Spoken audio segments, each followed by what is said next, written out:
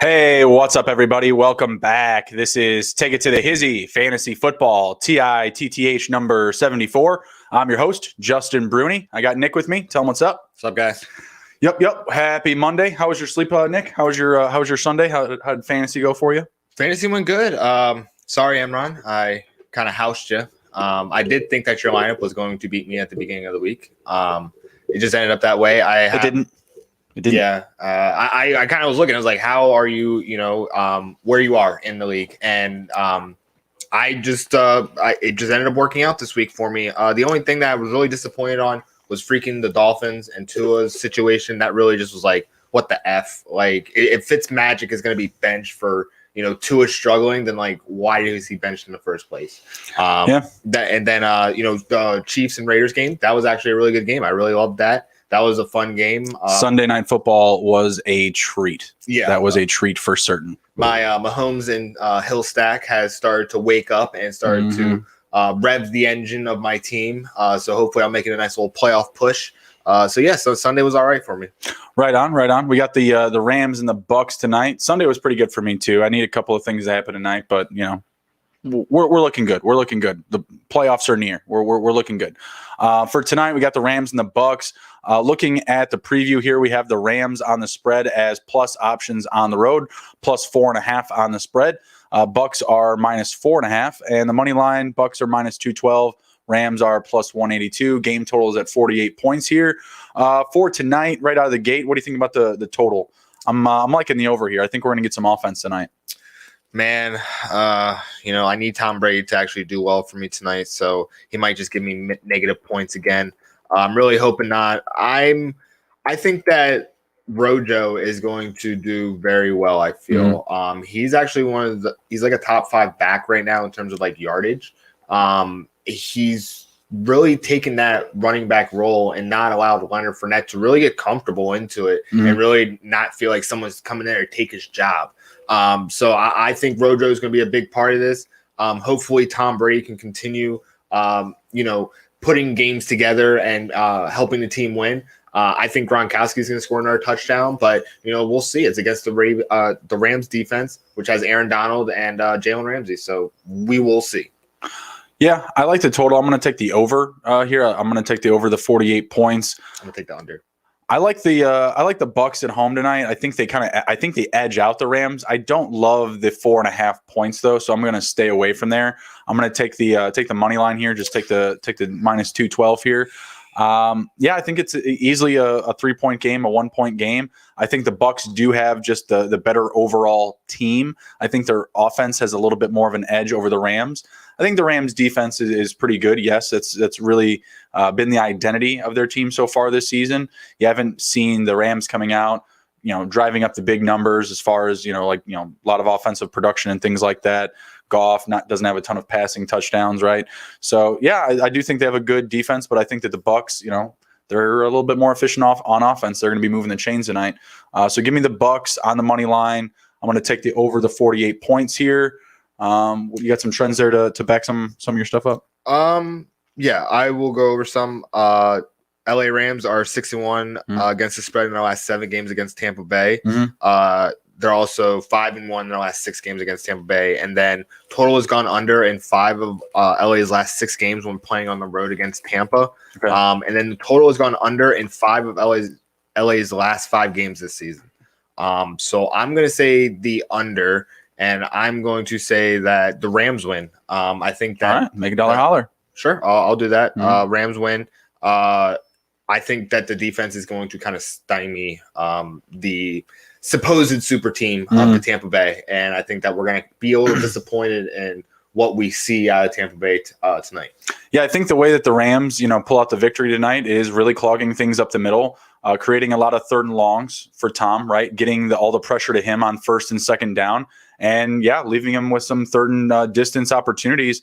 I think that's going to be the way to win tonight. I don't necessarily know if they need to force any turnovers or things like that, but if they can early and often, yeah, it's going to be Rams all night. Conversely, for the Bucs, they just need to make Jared Goff buy time, right? Like the longer Jared Goff holds the ball, the less likely he is to make a completion, right? We've talked about that stat before about if Goff can get the ball out quickly with under two and a half seconds or something like this, he's like 85% completion rating. It's crazy, right? So buy your time. Don't allow the quick hitting plays. Really lock up those end around reverse sweeps and things like that around the line of scrimmage. And I think they'll have a lot of success because I know tonight that the Bucs are going to stop the run. Like I'm not confident in Henderson, Akers, or Malcolm Brown tonight. I like Malcolm Brown to score a touchdown. I like Akers to get over, like 30 rushing yards. But other than that, I do see the Bucs front seven being a big issue tonight for Jared Goff and company. So I see a lot of Woods. I see a lot of Kupp, Gerald Everett, Tyler Higbee still, he's still there. He hasn't died just yet. He still has a pulse there. I see a lot of passing tonight, so I do like a lot of the props for like Brady with Goff. We'll kind of jump over to that now. Jared Goff, he's laying at 260.5 passing yards. I'm going to take the over there. Like I said, I'm just really in on the passing options for both teams tonight. I like the rushing opportunities for the Bucs as well, but just more so, I think that the passing game is going to be really needed for both sides. There's going to be a lot of pressure coming from both defensive lines. Tom Brady, 274.5. I'll take the over there too. I'll take over. Yeah, I'm just really in on both of these guys. I think there's going to be a plenty of easy, quick hitting plays from both the Bucs and the Rams. Passing touchdowns, can Jared Goff hit 2?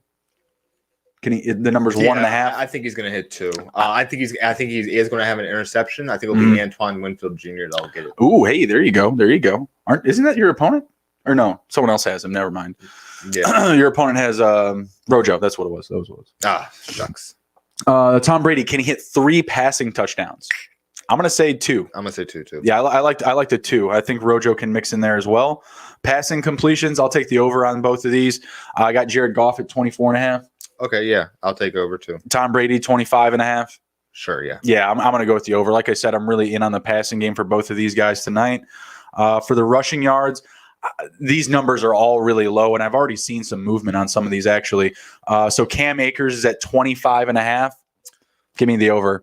Yeah, 25. Like it's a really low number. I mean, Darrell Henderson is low as well, but 35.5. Can Darrell Henderson hit that?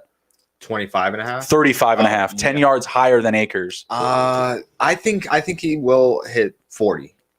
Yeah, maybe. I'm gonna say I'll take the under there. I mean, it's laying even money both ways, so I'll take the under there. Leonard Fournette 30.5. I'm gonna say under on the ground for rushing. Malcolm Brown 24.5 on the ground. I'm gonna say under. Yeah, I think Akers has earned a spot. I think he's going to be leading the carries again tonight. Hopefully he keeps going strong. He starts becoming that back that we saw at the beginning of the season. I mean, we were so high on him. It just took him a while to get around to it. I think he is going to take it, but I think that Sean McVay still does use like a committee approach for the rest of this year just because he is a rookie. Right, absolutely. Ronald Jones, 60.5. Over. I took it at 58, so that line didn't move. That was the line that I was referencing. So they've gotten enough action there to make the adjustment. Checking into the chat, Mr. Nick, good evening, sir, and Donnie, what up? Happy Monday to all. Hope you all enjoyed Sunday. Donnie, I know it's a tough Ravens loss, but and man, they got hit in the face again now with Mark Ingram and Dobbins getting COVID. It's rough over there. It's big rough. Bummer. And then Hollywood nickname has been retired according to Twitter. So may Hollywood Brown rest in peace. Yeah, so we'll see. Excuse me. Going over to receiving yards, Antonio Brown 52.5. Can he hit the over? I'm gonna say over. I think he can hit it. Cameron Brate 10.5. Sure. One play. He's gonna get at least 2 receptions. One play. He can hit that. Chris Godwin 58.5. I'm gonna take the over. Over. I think not Ramsey, but Evans is going to be in trouble tonight, getting locked up by potential Jalen Ramsey. I think. Who's the other guy? Darius Williams. He's the other guy that is opposite Jalen Ramsey that they're talking really high about. So we'll see. Chris Godwin's a great second. Is Williams a safety or a corner combo? Because Holton Hill, I think, is the other corner. Let's see. Holton Hill, Jalen Ramsey, and then I thought Williams was like a safety corner hybrid. But yeah, he lit up Russ Wilson last week for 2 interceptions. Did he take one of those to the house too? I'm not sure, but they've got a solid backfield back there. I was just kind of alluding to, I think we're going to be higher on Godwin and Brown tonight, with Evans going to be dueling Jalen Ramsey for a better part of this game. He's a slot corner. Troy Hill is the other corner. Troy Hill, sorry. Holton Hill's at the Holton Hill is a corner. Vikings. Yeah. Thank you. Okay. You weren't bad corners who collect tackles. Going over to the receivers again, Cooper Kupp, 65.5 receiving yards. I'm taking the over as well. One of my favorites tonight for certain. Darrell Henderson, 9.5 reception yards. Absolutely hammer the over. That's a take it to the Hizzy favorite. Smash the like button. Share the video here. Sub to the YouTube channel if you already haven't. Gerald Everett, 22.5 receiving yards. I like the over here. Really low for him coming on recently. Josh Reynolds, 43.5. I don't love that number. I think he could hit it on a play or two, but nothing I want to take. Nothing I want to take under right now. He's been humming along recently. He's been kind of becoming a thing, but I'm not putting my money on Josh Reynolds tonight. Leonard Fournette, one of my favorites tonight on a receiving prop, 18.5 receiving yards. I'm going to take the over. Absolutely. Malcolm Brown, 10.5, a really low number that I like. Don't want to bet it. I'm gonna say the under. Yeah, just because he really could. You take one catch, take it for 12 yards, he hits it, but that's just not how they've been using him. So I'm gonna pass. I will take the under as well. Mike Evans, 50.5 receiving yards. I'm taking the under. Mike Evans, ooh. Jalen Ramsey. I just got done referencing it. I'm gonna take the under on that too with Jalen Ramsey. I just feel like Mike Evans goes to bat for his team tonight, drives his number 13 into the chest of Jalen Ramsey, 13 on 20 all night long, and takes away Ramsey from the passing game and opening up more opportunities for Godwin and Antonio Brown. Rob Gronkowski, 39.5. I'm going to take the under. I'm going to take the over. I'm going to lean heavily on the Godwin and Brown, but I'm thinking he gets a touchdown though. Gronk for a touchdown, 30 receiving yards. Lay it on me. I could see that, yeah. Robert Woods, 51.5. I'll take the over. 51.5 over, yeah. To be perfectly honest, I could see this prop getting ruined by like a rushing attempt for 45 yards. You know what I mean? Like he gets like 45 receiving yards and then a 45 end around reverse for a rush or something stupid like that. Could see that. Driving me nuts. Ronald Jones, not catching the ball a lot recently, but can he hit 11.5 receiving yards? He's a rusher. I'm going to say under. Yeah, Leonard Fournette's been the one that they've been using as a scat back, so I'm going to play to that beat. Tyler Higbee, 26.5. I'm going to say the over. I'm going to take the over too. He could hit it on one play. Let's jump into receptions. Antonio Brown, 5. Push. Yeah, I think that's a pretty good number. That's a pretty good number. I'm going to say push. Antonio Brown, 5 catches. Chris Godwin, 5.5. I will take the over on the catches. I'm going to take the under. He's going to get 5. All right, fair enough. Cooper Kupp, 5.5. Over. Taking the same. He gets a huge amount of targets. Yep, Godwin and Kupp, I'm both going over the 5.5 number. Gerald Everett, 2.5. Gerald Everett. It's going to be close. Over. I think you're right. I'll take the over as well. Josh Reynolds, 3.5. That half. I know it. I think he could hit this one. I'll take the over. Number. I'll take the over. Leonard Fournette, also another good number here. 3. Push. I'm going to take the over. I'll say 4 or 5 catches for Fournette tonight. Mike Evans, here's another good one. 4.5. Mind you, the over is laying a plus number at plus 127. I'm taking the under. take the safe money. I just sang that song about Jalen Ramsey. Take the over because I feel like locking up the positive cash. I'm gonna say that he's gonna get a lot of screens because Jalen Ramsey's locked down. So I think that he's gonna get some receptions in the screen game, or maybe like a couple shovel passes. Mm-hmm. That's how they get a reception. So they're gonna find creative ways because there's no way they're just gonna let Jalen Ramsey lock him up like that. Yeah, I feel like the easiest way to get him off of Ramsey is just move him. Just move him along. They don't have to do anything that fancy other than just say, hey, instead of standing over there, come stand over here. Yeah. Rob Gronkowski, 3.5 catches. I'm going to say the under. 4. He's going to get over. Over for Nick. Robert Woods, 4.5. I'll take the over. Rojo, 2. I will say push. Push. Tyler Higbee, 3. I'm going to say push. Man, push. Push. Okay, I'm going to jump into my monkey knife fight lineup. Monkey knife fight. Yeah, if you guys aren't on DFS with them, you need to be checking them out. A lot of fun games you can play with them. I'm going to go through 2 of my picks for tonight really quickly. I'll put them up on the board so y'all can see them. Slow it up on the chat here.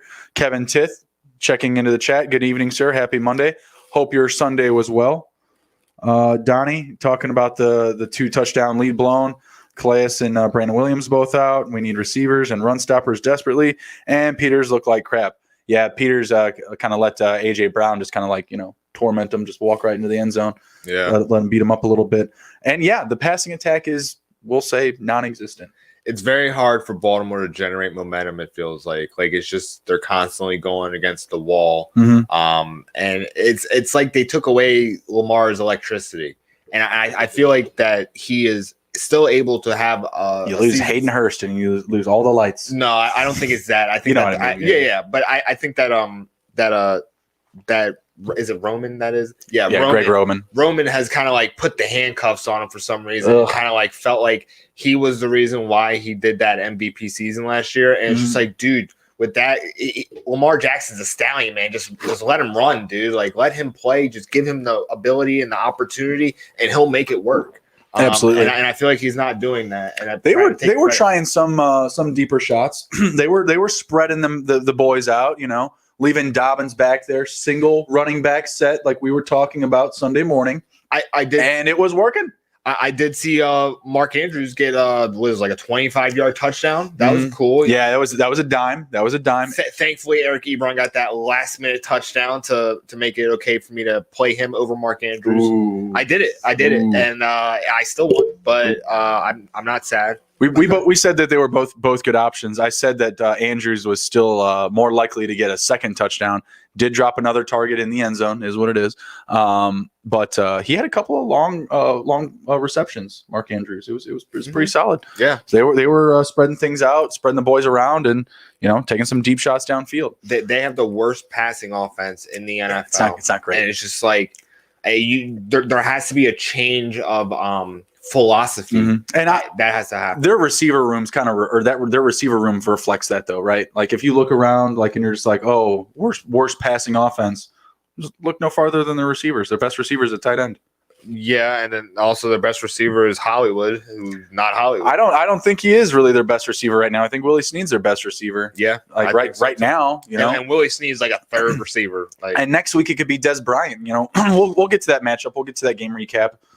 So in my monkey knife fight set here, I got Rob Gronkowski, Robert Woods, and Rojo. They need a total over 1.5 touchdowns. So between those 3 guys, I need 2 touchdowns, and I'll get what is it? It's like a minus 250 payout or return or something like that. My next one is Cooper Kupp, Chris Godwin, and Antonio Brown. They need to total between the 3 of them 22 catches, and I've got was plus 400 option on that one. So I'm liking my odds here. And then I need Goff to outpass Brady with already a 19.5 lead. He's already got a 19.5 spread, so he's good to go there. I think that's a lock, to be honest with you. Cooper Kupp, he needs to out receive Godwin, and he already has a 5.5 yard lead. So I'm feeling pretty good about those picks. Feeling pretty good about them. Before we jump into the game recaps here, we're about I think about 25 minutes or so away from kickoff. Before we jump into the game recaps, just going to go through some of the recent news. Saw Adam Thielen went to the COVID list. Yeah. What's up with that? Do you got any insight on that? I do not have any insight on that. For me, I mean, we were kind of talking off screen about this and how I'm kind of like, they just played a game yesterday and now he's on COVID. So how did other people not get it tested? But the players apparently wear a wristband or something like that. You were telling me. Yeah, the contact bracelet. Yeah, and it was probably that kind of thing. I really have no clue. This whole thing confuses me. I just know that he's out for right now. Yeah, so I'm looking at the official statement from the Vikings, and it's pretty much is exactly what I said to you before. When they come into close contact with an infected person or persons, the player falls into one of those categories. They're immediately placed on the list. And so he was in the game. After the game, he probably comes in contact with someone who's on the list. i.e., family member, friend. Oh, I haven't seen you in a while. Thanks for coming out to the game. Good to see you. Thanks for the COVID. You detonated my wrist, you jerk. Not getting free tickets ever again. Who thinks like, oh yeah, I'm gonna click this, okay, so that everybody knows. Well, my phone knows and can alert people that I have COVID. Right. But it's perfectly cool for me to just go out to an NFL game and put people's lives on the line. It's just, I don't know, it's just mind blowing. It's like a pizza boy in Utah. What are you gonna do? Yeah. Raiders lose Richie Incognito for the season. Usually we're not going too far into the offensive line, defensive line talk here, but losing Incognito is pretty big for that Raiders O-line, who depends primarily on Josh Jacobs, just the same as your fantasy lineups. Josh Jacobs a big piece there. I don't think there's going to be that much trouble for it, but Incognito has actually been a pretty strong piece on their line. Yeah, he's a Gruden grinder. He revitalized his career after the debacle in Miami? The bullying issue, yeah. I did a big project about it in college about how we were gonna create a PR, or not a PR, it was a what was it? It was like a NFL PA promotion for essentially everyone being nice to each other, everybody love everybody program essentially, and where all the players as rookies would have to come in and go through everybody love everybody training essentially. ELE, pretty much.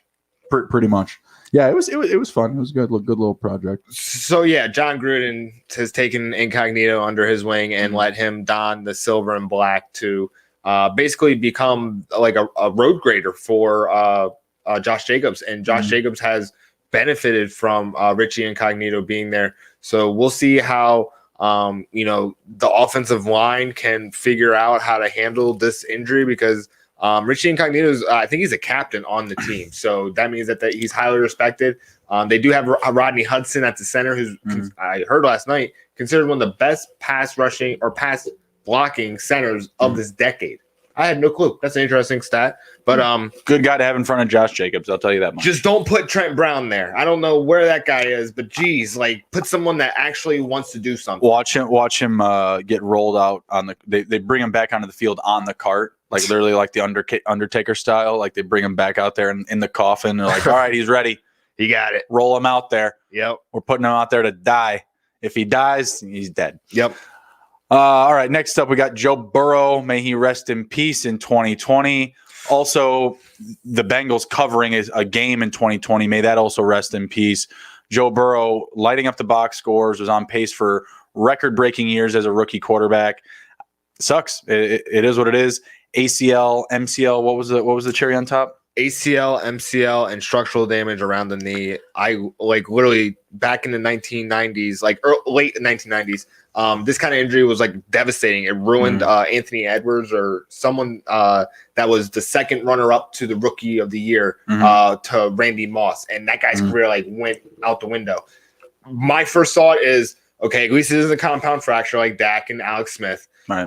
It is a knee, and there's a lot of structural damage around it, but technology has come so far from 1990, 1999 to now, where it's kind of like you see these guys tear their knee and they kind of come back.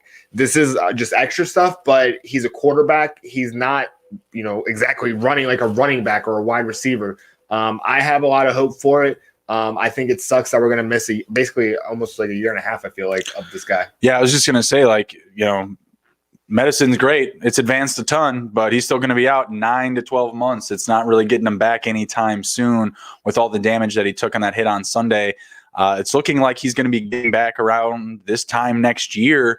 And the way that the Bengals are built now, I can't imagine they're going to be bringing in any sort of big talent for next year.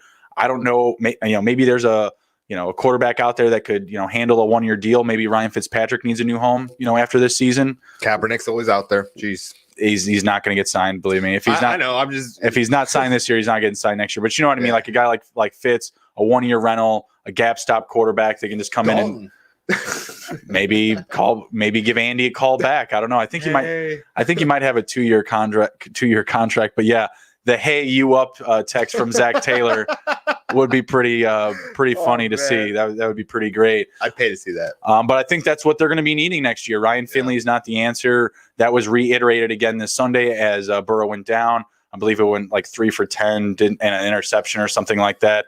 Ryan Finley was not the answer last year. He's not going to be the answer this year. And it really just sucks because we had, some teams that were not good. Like you just knew it. The writing was on the wall. This isn't a good team, but their offense can do some stuff. And I'm looking at the teams like the Bengals, the Jaguars right now, still the Houston Texans, right? But the Bengals and Jags, like they were exciting with their prospective quarterbacks. They take injuries and just things look different. Just, it's not like say Miami when your backup comes in and things are looking better, or like the San Francisco 49ers, your backup comes in, holy shit, where did those 300 yards come from? I mean, for a minute there, you thought the Cowboys were going to be completely out, with their quarterback down. But, Dalton has in that stopgap. I mean, he just got knocked out for a game, but he came back and now he was out. He was out, 3 games? It was DiNucci. He had COVID also. Right. Well, but I'm just saying the number of games. So he missed the DiNucci game. He missed the Gilbert game. And then there was a bye week. So 3 weeks. Okay. Yeah. Yeah. I mean, but that's a team that was rolling on offense. Quarterback injury, plow.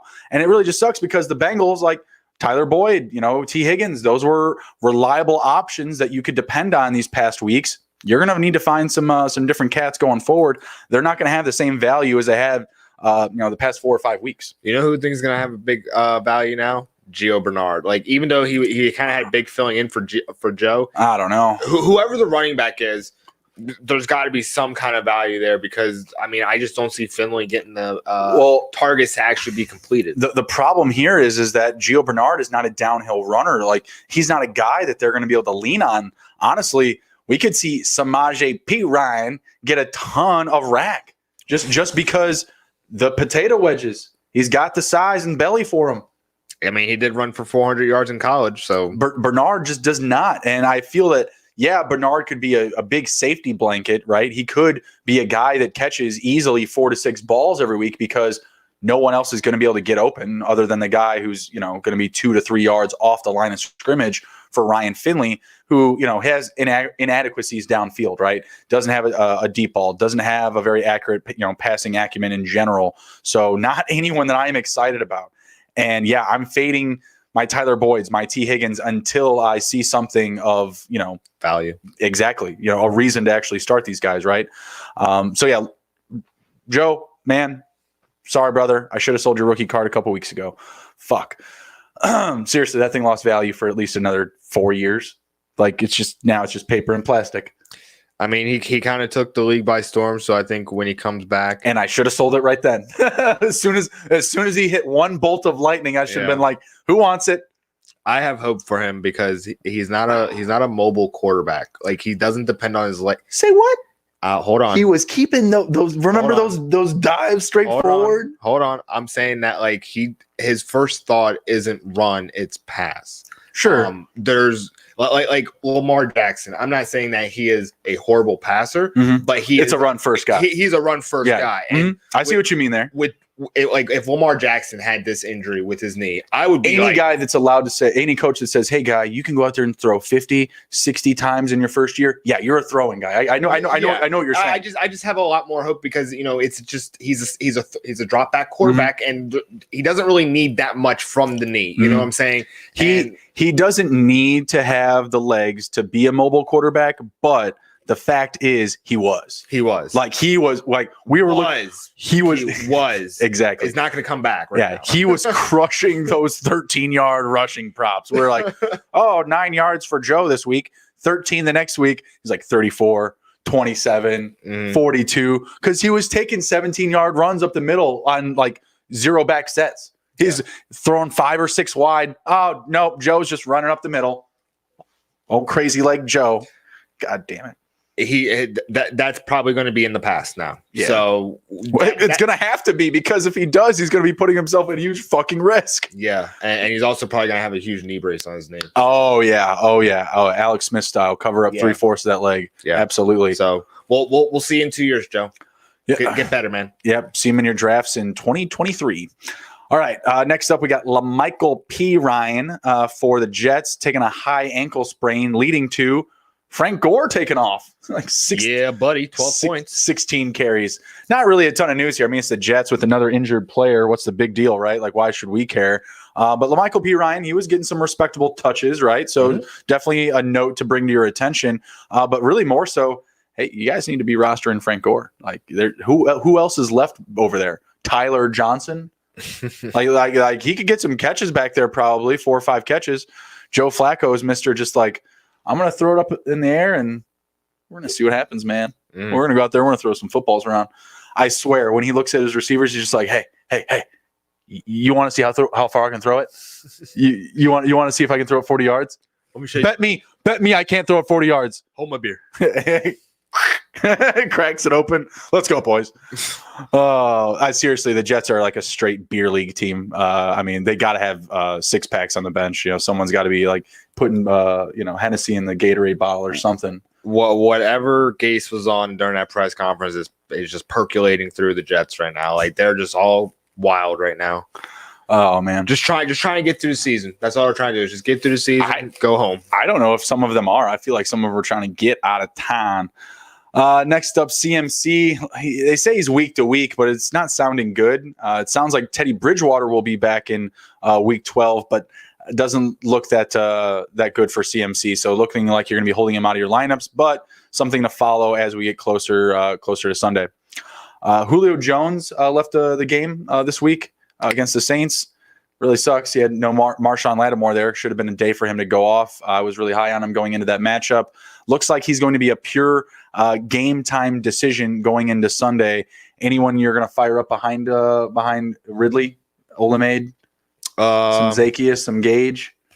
I would have more hope on. I don't know, man. It feels like it's back and forth. It really is. Gage had 12 targets this week. Okay, so Gage had 12 the week before Zacchaeus had it. So by our math, Zacchaeus is this week. If we're playing to that trend, I mean that'd be the way to go. Is right now, I'm really not interested in either of them, to be honest with you. Like, I don't want to try to pick which one. I'm honestly trying to stay away from them. But I think one of them could really provide some value in DFS. I mean, we'll talk about it on Wednesday when we get a couple days deeper into the week here. See what information comes out. Maybe we just find out Julio's will be fine. Well, who knows? You know how this Falcons newsroom goes. The other day they were saying, "Oh, Calvin Ridley doesn't look like he's progressing very well." 5 catches, not too bad. I mean, pretty solid. I mean, got me points. Right. All right. So next up, we got Mark Ingram and Dobbins on the COVID list. I don't know where this came from. I hope it's just one of these, like the Adam Thielen situation, where it's like a close contact scenario. But man, do you agree that the Ravens should have this game moved? If I'm the Ravens, I'm protesting all day to have this game moved. The NFL has not set a precedent on how to handle these games, or like in the beginning of the season, they were canceling games, then they were rescheduling games, then some games weren't even canceled, even though it seemed like a lot. I think the NFL was just like, you know what, we canceled, moved around some games, and we did not like that. Yeah, we were just like, no, we don't want to do that ever again. They're literally going until the last second. Like, at the beginning of the season, it was like if you had COVID, boom, you were out on 2 weeks. Now it's like, oh, if you have COVID, you can test negative all the way up until Sunday, and then you can play. They're literally going up to the wire on this. So I don't see this game being moved with this happening. I think you're right, and I think it's really just because the waters of public opinion have warmed tremendously. Like, people just don't give a shit. If you die from COVID now, it's like, well, you went to the mall. So if you died, you're dead. Sorry, it is what it is. Like, I feel like that's really how it is now. It's like people just don't care anymore. And I feel like the NFL and even some other, businesses and corporations are kind of playing to that tune. Like, well, it's no big deal. Like, well, try going to the bank without a mask on. Yeah. Dipshits. I don't know. Yeah, it is what it is. I think they need to postpone this game, though. I think it needs to be moved to either Sunday, Monday. We got a holiday weekend here. We can do a lot with this. So even like a Saturday game, I would be down with. I think that would be honestly excellent. Just like Thursday, Saturday, Sunday football on a holiday weekend. What? Their ratings would be through the roof. I mean, everyone chilling after Black Friday, getting all that leg workout, holiday walking, holiday shopping, right? I think it'd be perfect. I think it'd be a home run. Stills and Randall Cobb for the Houston Texans, pretty banged up. It sounds like Cobb actually might go to the IR. Stills is banged up. Are you ready to fire up some Kiki Kute? Why not? I think so. Yeah. I'm honestly surprised he hasn't been getting any more work. I mean, Kenny Stills is there, but Kenny Stills doesn't like light up the box score. Man, Kenny Stills has fallen off the freaking map. Like I completely forget that he's still playing in the NFL. Like I kind of like with like their production, it's kind of like Kenny Stills and Willie Snead are kind of like the same person. Besides Willie Snead's like crazy games, they're kind of like the same person. It's weird. I forget that he's even there. Yeah, well, he's banged up right now. I'm saying to definitely fire up some Kiki Kute. Grab him off of waivers. Definitely someone that I'm going to be looking to grab this week. I think there's going to be some value there. We'll get to that Patriots and Houston game here soon, but man, it was pretty shocking performance by the Texans. They really showed up. Stills wasn't a big part of that, but with Watson having to pass a lot, losing two starting receivers, that's going to be a big deal, and Kute should benefit from it. Did you see the Lions never touched the red zone? I did not. Did not touch the red zone at all. I mean, I know Patricia is a defensive-minded coach, but I mean, come on, it's time to fire Patricia, right? Yeah, him and Gase. Don't know why they're still there. Anthony Lynn got to win this week. Who's closer to still getting fired, Anthony Lynn or Matt Patricia? We got to take Zimmer out of the conversation. His team's rolling right now. I mean, they took a loss this week to the Cowboys, but still they're back in it. I'm gonna say Lynn. To be completely honest, I feel like they're starting to see that he might not be the right coach. I mean, have you seen Keenan Allen's comments about like some of the stuff going on, just like offensively, defensively? Keenan Allen's the last person that wants Anthony Lynn to leave because Anthony Lynn is the one saying, "Feed Keenan." Keenan blocks. I know he's the fastest guy to 600 receptions, which was 96 games, I think. High five, very nice, very very incredible. So good job, Keenan Allen. Good job. But yeah, I think Anthony Lynn's not going to be back for the Chargers next year. I think Patricia is going to be back. Between Eric Bieniemy and Josh McDaniels? No, it's got to be Josh McDaniels. McDaniels is a better fit for Herbert. It's got to be McDaniels. No, Bieniemy. Damn. But I think Bieniemy is going to Houston. I think that's a better fit. I think Bieniemy in Houston is a really, really good fit. I also think Bieniemy could turn around the Jets. I think Bieniemy would be a good fit for the Jets. I love Bieniemy, but man, the Jets is a tall order. That might be a decade-long process. Like you might need that John Gruden contract to stay there. You know what I'm saying? Bieniemy comes off like a Mike Tomlin type of guy to me, so I see that. I see him being your 10-year type of guy. I do. I don't see Josh McDaniels being your 10-year type of guy. Absolutely not. Because I feel like he will. He seems like the coach that will take the better opportunity when it comes up, or kind of will just always be that guy with one foot out the door, like kind of always waiting for the greener pasture. And I think that was pretty evident when he accepted a job to Indianapolis and then literally backed out of it. I think that just kind of promoted that. Trying to think of some other guys that could be on the move as well. Matt Nagy, who's he coordinating for next year? Offensive coordinator for the Ravens. Ugh. Nah. I mean, he's got everything he needs. The receiving tight end, the mobile quarterback. He's got everything he needs. I wouldn't want him from Lamar. He's got the Bears on crack. Yeah, you know what? Maybe Nagy should go to the Jets. That'd be a perfect place for him. I'm saying he's got to be a coordinator again. Maybe he'll go to Dallas. I think that'd be a good place for him to coordinate. That'd be a good place. Because what's his name could get a job somewhere. Kellen Moore. Kellen Moore. There you go. Kellen Moore could get a job somewhere as a head coach. Nah, Kellen Moore likes being in Dallas. Oh, that sucks. I think. Why would anyone want to work under Mike McCarthy? Yikes. I mean, he works for Jerry Jones, and I guess he's been a quarterback for he's basically doing the Jason Garrett treatment. So he's just waiting. Yeah, he's just waiting. Funny fact about Jason Garrett: this year was the first year that since Jason Garrett's father started working for the Dallas Cowboys, that Jerry Jones has not had to cut a check for a Garrett member of the family. Interesting. That's very interesting. That's funny.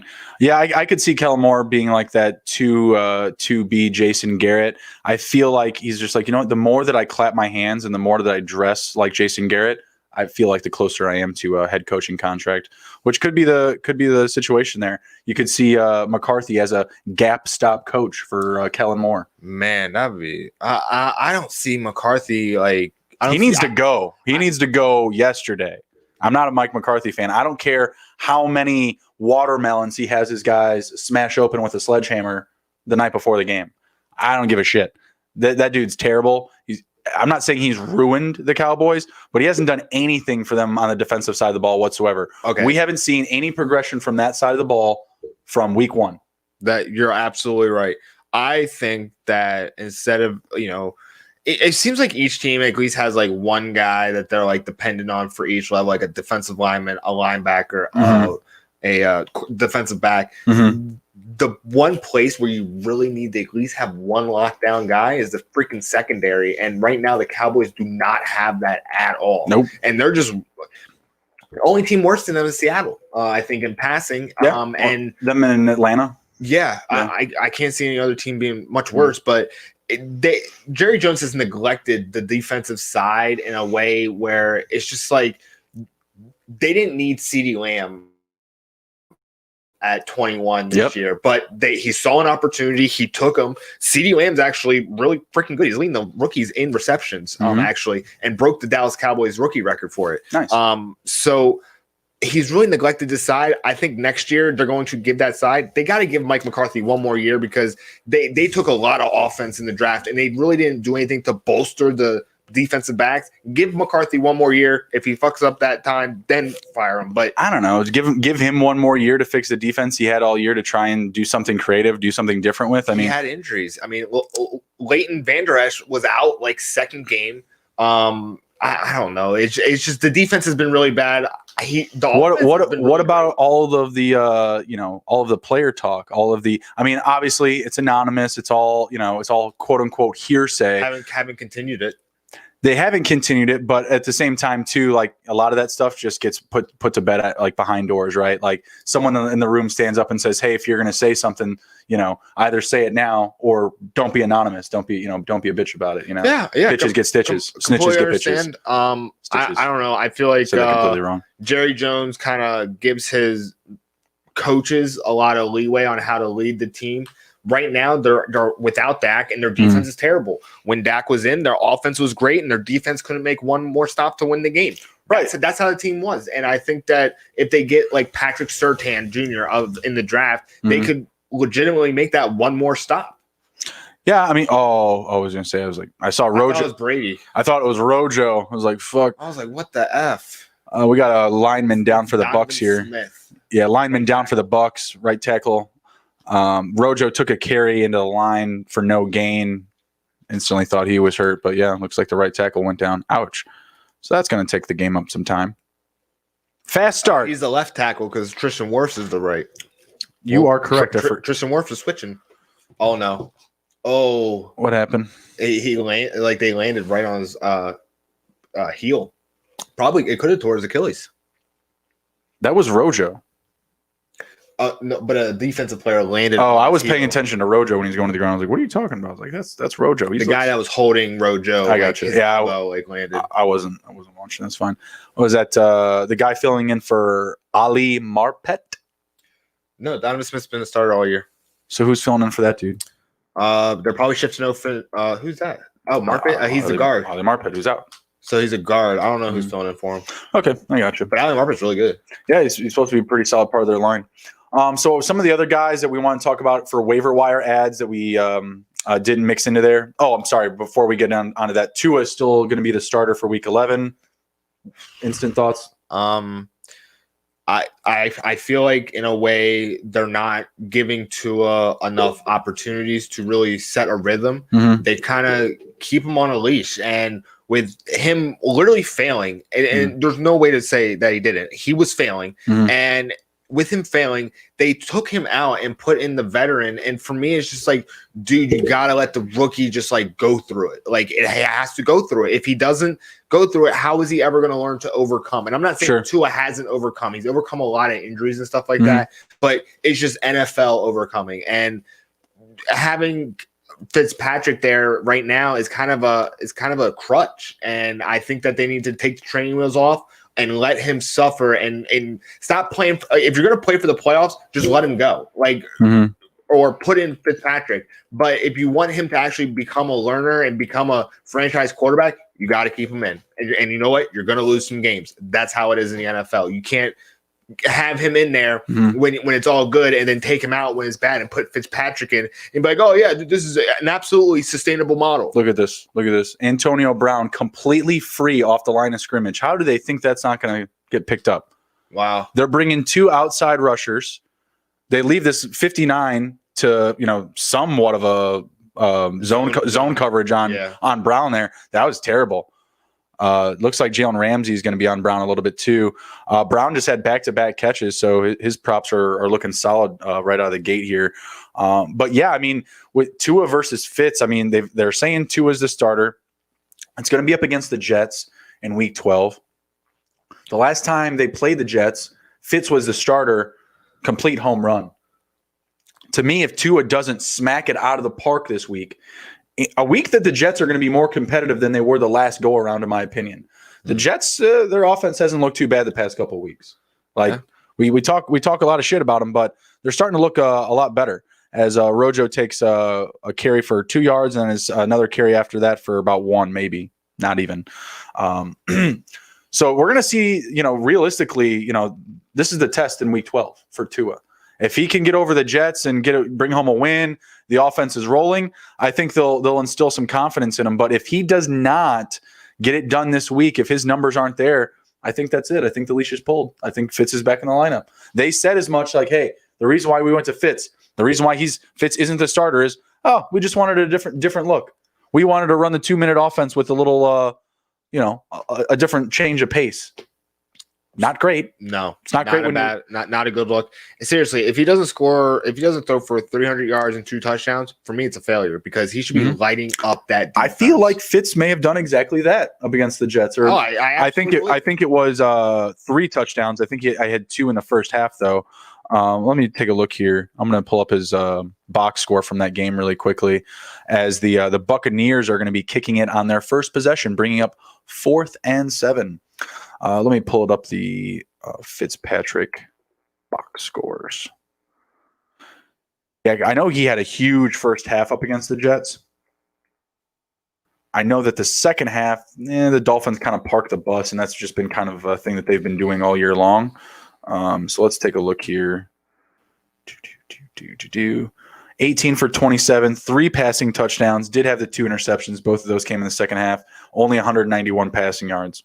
So passing yards weren't there. The game before that, he had 350, and the game before that, he had 315. So maybe Banks was just like, you didn't throw you up against 300 up against the Jets. You're benched. Keep that same energy with Tua. Yeah, I hope so, right? Call it both ways, right? Yeah. I mean, if Fitz is the better guy, then call it like it is and keep Fitz in the lineup. Dear God. I mean, he was quarterback 9 in the NFL when he took him out. I mean, I don't know what they're doing down there. So, I mean, it just looks, it's a bad look for a coach when you're trying to have an entire program buy into you. And this whole thing going on with the quarterbacks is just very strange. Playing your favorites. Yeah, it's just hard. Playing your favorites. Like I said, I could also see Fitzpatrick out of there this year. Maybe he lands in Cincinnati, where they're going to need a gap stop quarterback. Waiver wire ads that we didn't mention in this list of news here. Larry Fitzgerald had 10 targets this week, 8 catches up against Seattle. Going to be a tougher matchup this week for Hopkins up against the New England secondary. I think it's going to be another week where Larry Fitzgerald holds solid fantasy value for you. Same matchup, Damiere Byrd for the Patriots. He had himself a week, about 146 receiving yards, absolutely went off. Someone that I at least want to own. Could potentially be a good potential spot start for you in Week 12. Jacoby Myers kind of took a little bit of a slowdown, only had like 3 catches, but did find the end zone. Kiki Hute, who we did cover. Daryl Hodge. Rashard Higgins hasn't really been it for the Cleveland Browns. I think Hodge is worth a look in fantasy, someone that I definitely want to roster. 14-team, 16-team leagues, you might even be able to get a start out of him, but someone that I'd say to hold on to at least. Another guy that kind of fits that criteria is Dez Bryant for the Ravens. He had 5 targets this week, 4 catches. I can't throw it away. Dez Bryant's getting 5 catches, 5 targets, 4 catches. Give him to me. He's rosterable. I want to throw him down there, especially with the lack of success for not Hollywood Marquise Brown. With him just not playing well, 0 catches, 3 targets this week. I'll take some love for Dez Bryant. Frank Gore, who we did talk about with a Michael P. Ryan high ankle sprain. You want to get him rostered if he already isn't. Russ Gage having those 12 targets. Olamide Zaccheaus, 2 guys for the Falcons that you definitely want to grab. Make a dollar holler on one of those guys in some deeper formats if you're hurting on a bye week next week. And Denzel Mims or any starter receiver for the Jets. Joe Flacco. How far can I throw it? Joe, how far can I throw it? Bro Flacco, whatever you want to call him. He's just throwing the ball around. I mean, it doesn't look good. They're not winning games. Nothing to lose. Exactly. Yeah. Like, especially in these matchups where they're going to be playing from behind. They're literally not trying to win. I think they were down 2 scores. They were on the opponent's 39-yard line. They have no wins at all this year. They punted it. Like, it was like 4th and 2. They punted it on the other team's 39. What the hell? So yeah. Also, Bro Flacco. Go ahead and grab him. He's going to be available for sure. Derek Carr, Phillip Rivers, Ryan Finley in some deeper 2-quarterback leagues. You're going to need to fill in for Burrow owners. And Andy Dalton, who threw three touchdowns this week. Gus Edwards with, the suspicion of Mark Ingram and Dobbins on the COVID list if they're not going to be going on Thursday. It's going to be all of Gus Edwards' season, and he could have been easily dropped or just in smaller, 12-team, 10-team leagues. He's probably readily available. So fire him up. Let's jump into our game reviews here as the Rams are on 3rd and 1. Let's see what we get here. Fake to Henderson, easy catch for Everett. Nice. Good little game. All right, first up, the wild one from last night. Kansas City Chiefs and the Raiders. What was the biggest takeaway from this game for you? Man, the AFC West is probably some of the most exciting football this year. Has been. It's going to be I literally thought that the Chiefs were going to be 0-2 against the Raiders in the division. I was like, holy hell, like what kind of playoffs is this? Mm-hmm. It's gonna be a good year in the playoffs. I mean, I hope that they come across each other again in the playoffs. To be honest, I feel like both teams are going to make it.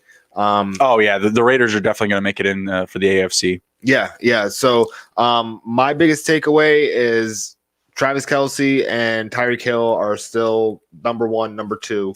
Clyde Edwards-Helaire, I really do like him. Sorry about talking shit about you beginning of the season, but you know what? That I'm glad you did. I'm always glad to hear me eat my words in this kind of way. That's basically it. I mean, Le'Veon Bell got a touchdown. Yeah, he did snipe one there from Clyde Edwards-Helaire. But yeah, Helaire went off. Sammy Watkins wasn't back. But yeah, Mecole Hardman, he only had like 17 snaps or so, just wasn't getting used.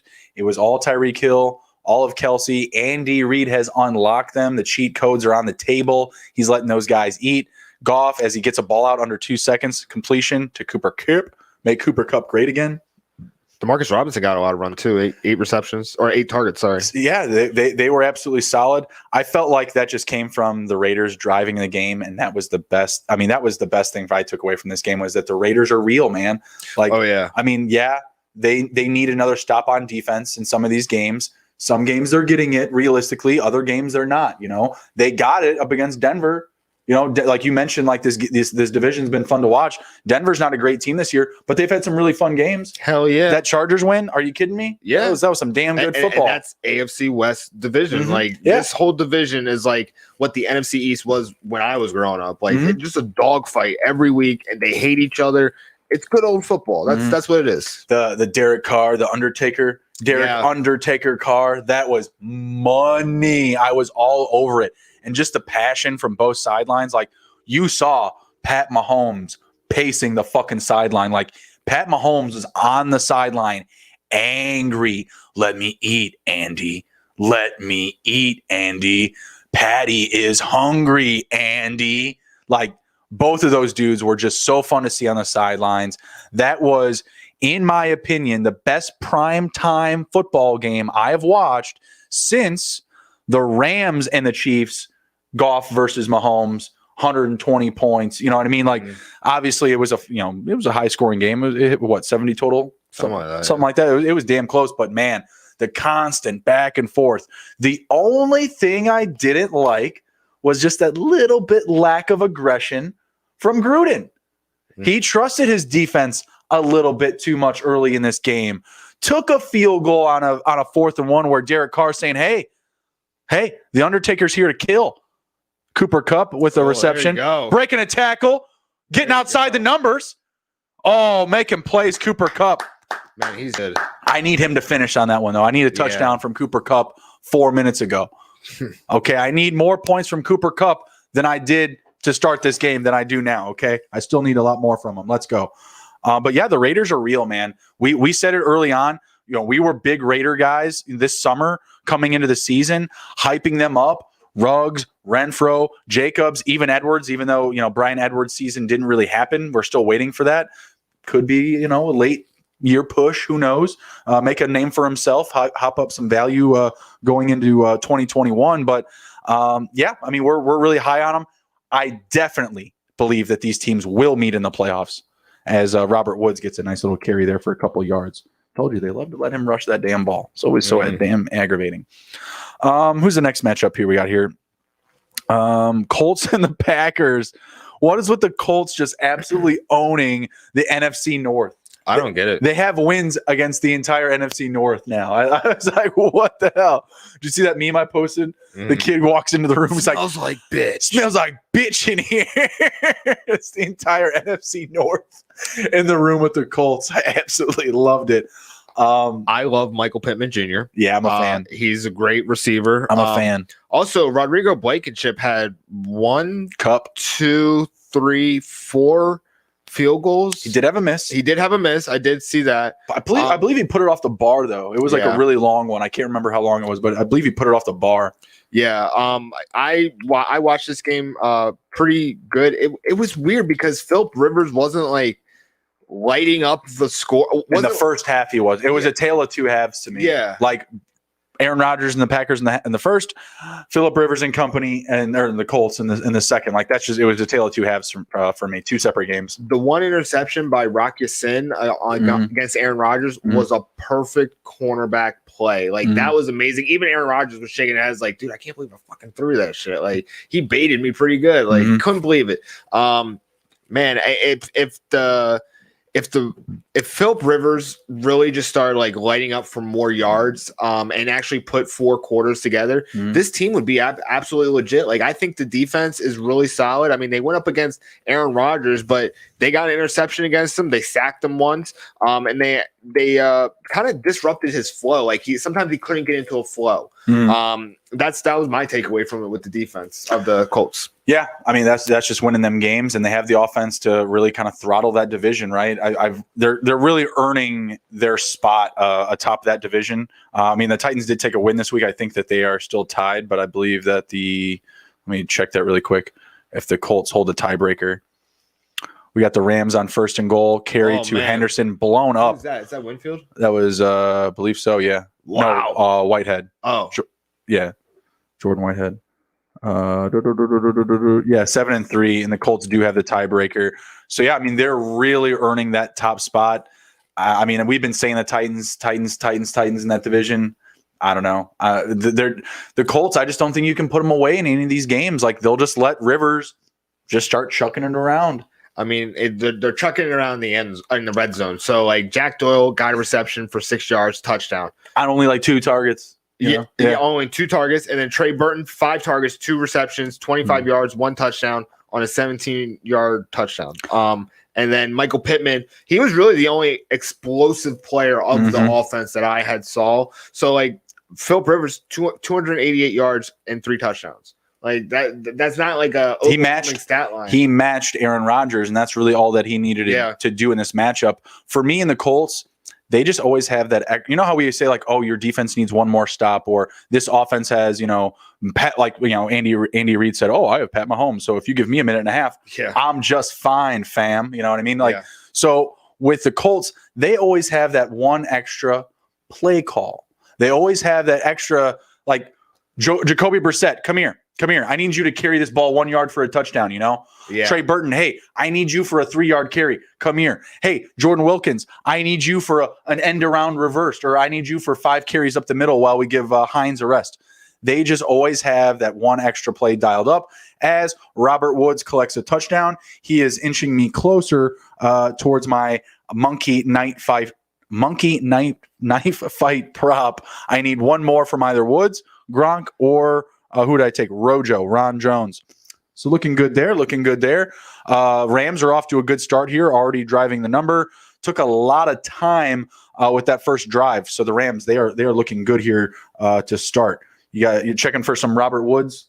Oh, no. I don't have any. The only players I have is Tom Brady playing tonight.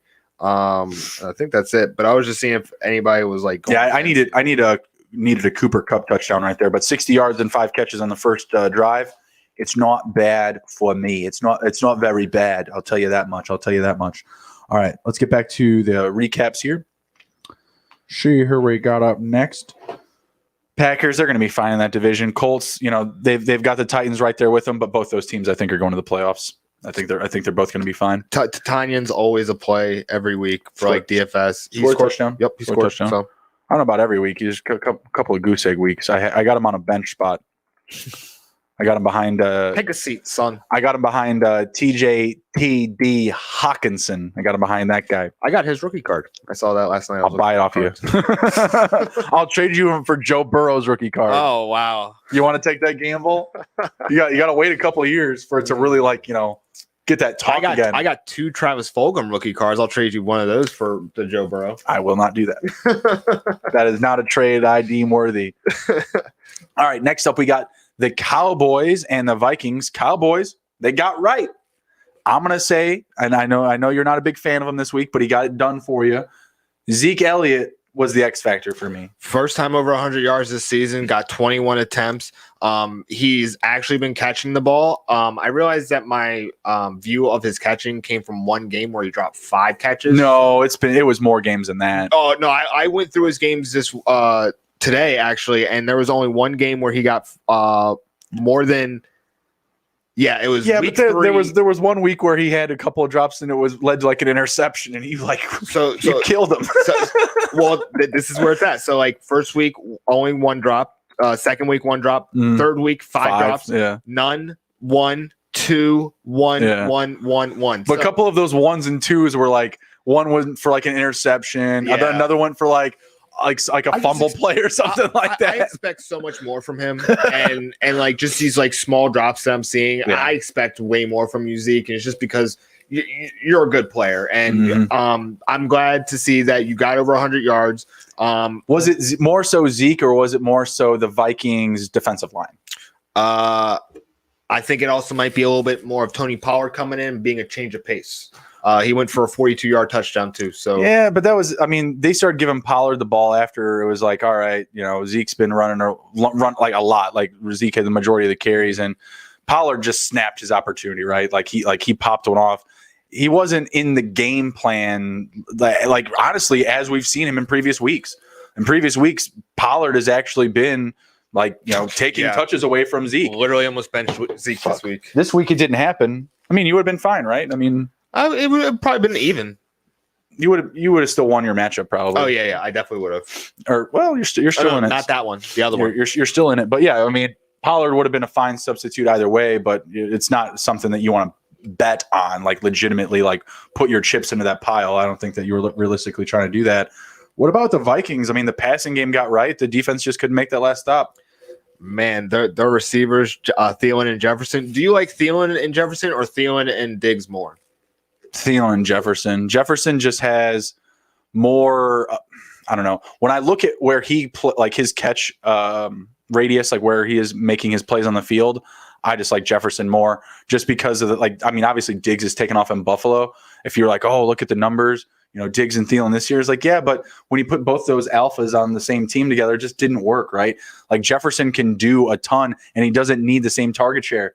You know what I mean? Yeah. He's not really that many yards behind Diggs in the league, and he probably has 30, 40 less touches total, something like that. I know for a fact, because I actually was looking at this earlier, CeeDee Lamb has 3 more receptions on the season than Jefferson. Jefferson's top 5 in receiving yards. Jefferson has 200 more receiving yards than CeeDee. And it's just they're both great wide receivers. They're just different wide receivers, and they're in different game plans. Justin Jefferson is going to go vertical. He's the vertical threat, and he's He's not like overall speedster where you're like Tyreek Hill fast. He just is able to get over the top. And CeeDee Lamb, he's gonna be used more in like the crossing game in a West Coast offense, screens, that kind of stuff. That's why he has higher reception number. Well, only 3, but lower receiving yards. Are you ready for this? So Nick asked me who would I want more, Diggs and Thielen or Jefferson and Thielen? You just take the fucking kid, man. The rookie who has, what is it? 906 minus 848. So that's what? 52 plus 6 is 58 yards. Mike Evans for a deep ball into triple coverage. Flag. They call a flag. They do throw the flag. I'm going to give my flag on the play. Flag on the on the play. Let's go. Down the middle. Like button, share video. Let's go. Get to it. Subscribe to the channel. We're throwing flags over here. 58 yards difference for 73 minus, what is it? 45. Nearly 30 catches for 58 yards less. That's crazy. Diggs needs 30 more catches to out-receive Jefferson by 58 yards. Yeah, I'll take Jefferson and Thielen. To me, Jefferson is like Thielen on crack. Yeah. Like he can do all of the same things. He can run all the same routes, except he has that deep ball touch. He can go up and get the contested balls. You know, he's realistically, these numbers are the way they are because he can beat a man one-on-one and he's not getting double coverage. Yep. He's just not drawing the second man. If they do, Thielen's busting off numbers. You know what I mean? So Thielen had 8 receptions for 123 yards and 2 TDs, including that one-handed touchdown. I know. I love their duo. I know this is not the week to say this, but what I have seen from Justin Jefferson this season makes me believe the whole 90% offense, Burrow and Jefferson. You know that whole stat. It's Jefferson for me. I mean, obviously, you're pairing him with, an all-time great college quarterback, right? Yeah. But the year before, they had Dwayne Haskins, who was doing same crazy shit with these guys, with Terry McLaurin, all these freak athletes, right? Yeah. You know what I mean? So to me, I'm lending right now more upside to Jefferson and that comparison. Like, Jefferson was the one carrying the load. Good thing that I took my rookie wide receiver flyer on him at the beginning of the season. Even though I can't trade him after he got me 40 points, but whatever. I'm going to stay with him. People didn't want to pay that price. I'm a ride or die with him. Louis J checking into the chat. Good evening, sir. We are watching the game. The Bucs are moving the ball. Rams are already up, taking care of business. As Chris Godwin gets a completion there. Godwin, Kupp, and Brown are already driving that reception prop for me. They're doing the damn thing. Yeah, there's a lot of completions happening. Was it Kupp has 5. Brown at least has 2. That's at least Godwin's first. He may have another. So, yeah, I don't have those numbers up in front of me. But, yeah, I'm looking really good so far. And it's only the first quarter. I have, 5, 7, 8 catches already between those 3. I need 22. It's the first quarter. I should be locked in. Let's go. Fire it up. Did you know that Louis J does I'm Different, which is like a Call of Duty? I checked in. Cool. I was dialing in. Yeah, I was sharing his stuff. It's pretty good. Pretty good. Keep it up, sir. We'll definitely tune in. I tuned in when he was doing testing, so I was just sitting there for 15 minutes just watching nothing happen. And I was like, he's testing. So I bounced out. Louis was asking if I think he was asking if Tampa has any injuries. Ali Marpet, the offensive guard for the Bucs, and their left tackle went out. Oh yeah, Donovan Smith. In this game, he went out. Yeah, as Gronk gets another catch, moving the ball downfield. About a minute left here in the first. I'm trying to think of anyone else in this game that's hurt. I don't think so. That's it. I don't think so. Yeah, the Rams are healthy. They're not missing anybody. The Bucs, yeah, just that left tackle and the guard, Ali Marpet. But Marpet's been out for like 3 games or so. Yeah. So a little bit more upside for Darnold and company, right? But yeah, Justin Jefferson's been absolutely lights out. I mean, right now, as far as like redraft leagues go and keepers, like he is gold. Dynasty. He is the dynasty guy of the year is Justin Jefferson, hands down. I'm trying to think of like one of these running backs that you would want. I mean, Rojo has been in the league a couple of years, but he's kind of starting to pop. Rookie running backs? Clyde Edwards-Helaire. Oh yeah, Clyde Edwards-Helaire. Yeah, but with the running backs, that shelf life, it's pretty brief. It's pretty brief. All right, let's get back to the recaps here. Next up, we got the Dolphins and the Broncos. We've kind of been talking about this one a little bit. I mean, I liked what I saw from the Broncos. Even at the end of the game, man, that last minute chuck up to Tim Patrick for some extra fantasy value, some straight garbage time. But hey, I love it. Drew Lock, a good bit of his production of the day came on that last play. It was like literally like they could have taken a knee. Yeah. And instead, it's just like, no, let's throw a Hail Mary instead. Points. I do this on Madden all the time. I swear it's going to work. Like, it was there. He made the play. It was funny. But yeah, Denver, man, they showed up. They showed some pride. Took a big loss last week up against the Raiders. Showed up. Everyone was in on the Dolphins. They went to bat. Funny story. I did not like my teller at the window this week. Did not cash any tickets. First week in a while. It was sad. But you know what? I think I had a bad. I mean, I say I had a bad teller, but in reality, he was trying to give me a win. I said, I was like, hey, I was saying my teams on a parlay or whatever. And on one, it was, I had the Dolphins, the Patriots, 0-2 so far. You see where this is going, right? The Vikings, 0-3, right? But when he printed the ticket, he printed the Broncos on there. And I was like, hey, man, you printed it wrong. You need to correct that. He's like, from now on, only say the game number and the bet. And I was like, whoa, hey. Wasn't throwing one over the bow here, buddy. But then I was like, 461 money line, 472 money line. I'm like, it sounds fucking stupid. And he still screwed up another one. I was like, man, killing me. Every other time, just walk up, tell him my bet's done. Walk up, tell him my bet's done. Must be his first day. I was not happy. It is because they have a job opening available. I'm pretty sure it was his first day. Yeah, I was not happy about that. But yeah, man, go Broncos. They got it done. Phillip Lindsay, Melvin Gordon, they both look good, right? They both got it done. Jerry Jeudy, is he still a thing? Can you start this guy every week? I don't think he's a must start every week. He's got drop issues, man. He's kind of like that Julian Edelman where just there's always 9 or 10 points projected for this dude, and he's always underperforming, Yeah. And I mean, I don't buy into projections regardless, but still, like, it's just deep threat or nothing. Just chuck it up to him, and if it's not there, it's not there. Yeah. Going to be a good sophomore receiver. Yeah. Someone I'm definitely going to be targeting a lot of in 2021. But this year, he is not a must start for me every single week. Do not let his projection fool you. He's a bench candidate most weeks unless the matchup is really juicy, really creme de la creme. Noah Fant, just kind of meh. Got it done though. Got it done. 4 receptions, 55 yards. Got me some points, but needed that touchdown. Honestly, I talk a lot about how much I love TJ TD Hawkinson, right? Mm-hmm. There's only been 1 week that TD Hawkinson, TJ, has not gotten at least 50 receiving yards or a touchdown. There's only 1 week. And for me, for a tight end, I can't ask for really anything more than that. You know what I mean? It's not an electric position. Yeah. You know what I mean? And trying to guess that position correctly every single week is very difficult, especially if it's a streaming position for you, right? So I'll take that consistency. I mean, obviously it's not like boom gold every week, but this is just one of those stat lines from Noah Fant.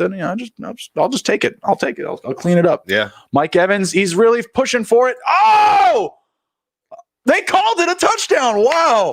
Mike Evans with not the first, the second, third, but fourth effort to punch it into the end zone. Take your caps off and tip them to Mike Evans. Wow. What a play. That was good effort. Taking it to the Hizzy. Smash the like button, share the video, and subscribe to the YouTube channel if you already haven't. Mike Evans giving us a big reason to be a football fan tonight. Wow.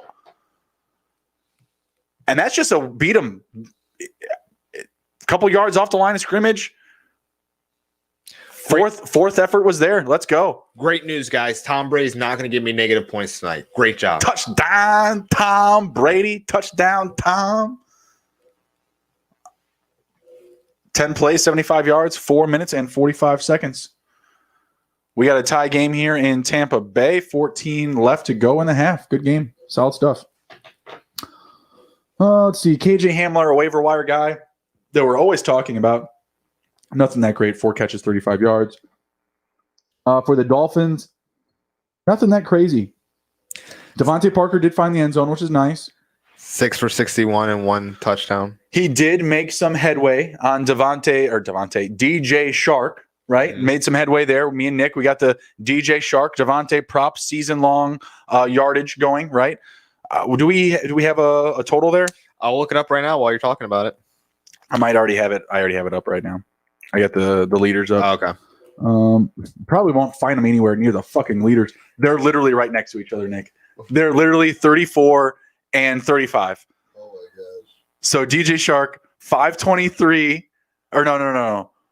DJ Shark 534 11 yards, to Devontae Parker's 523. Literally hairs. We got minus 11 on the spread. DJ Shark. Let's go. Man. It's a clean prop, man. It's gonna finish down to the wire here. Yeah.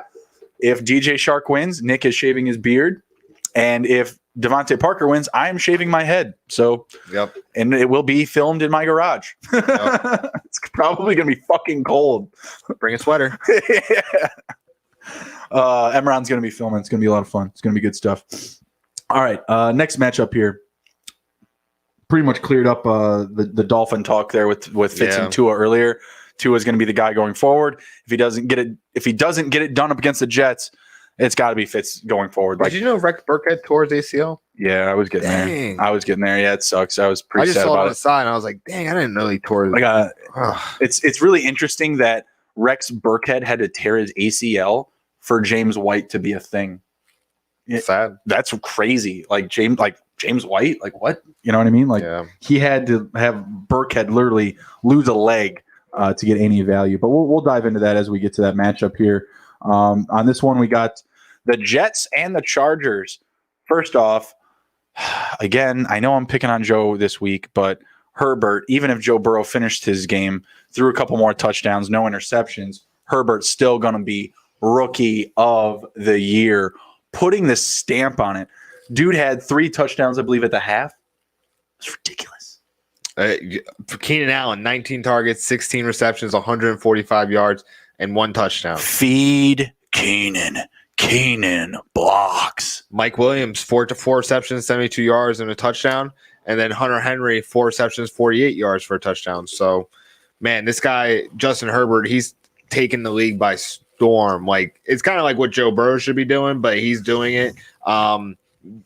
Someone was actually talking on Washington radio, and they were saying how they talked to 15 people around the draft time, and not a single one of them believed that Justin Herbert would do what he's doing right now.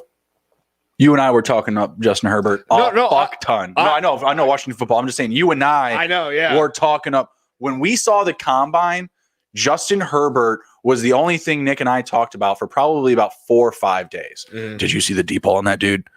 He looked like a professional quarterback at the combine, but we were making Peyton Manning comparisons on his deep ball. Mind you, these were combine throws. Yeah. But regardless, the writing was on the wall for the Chargers.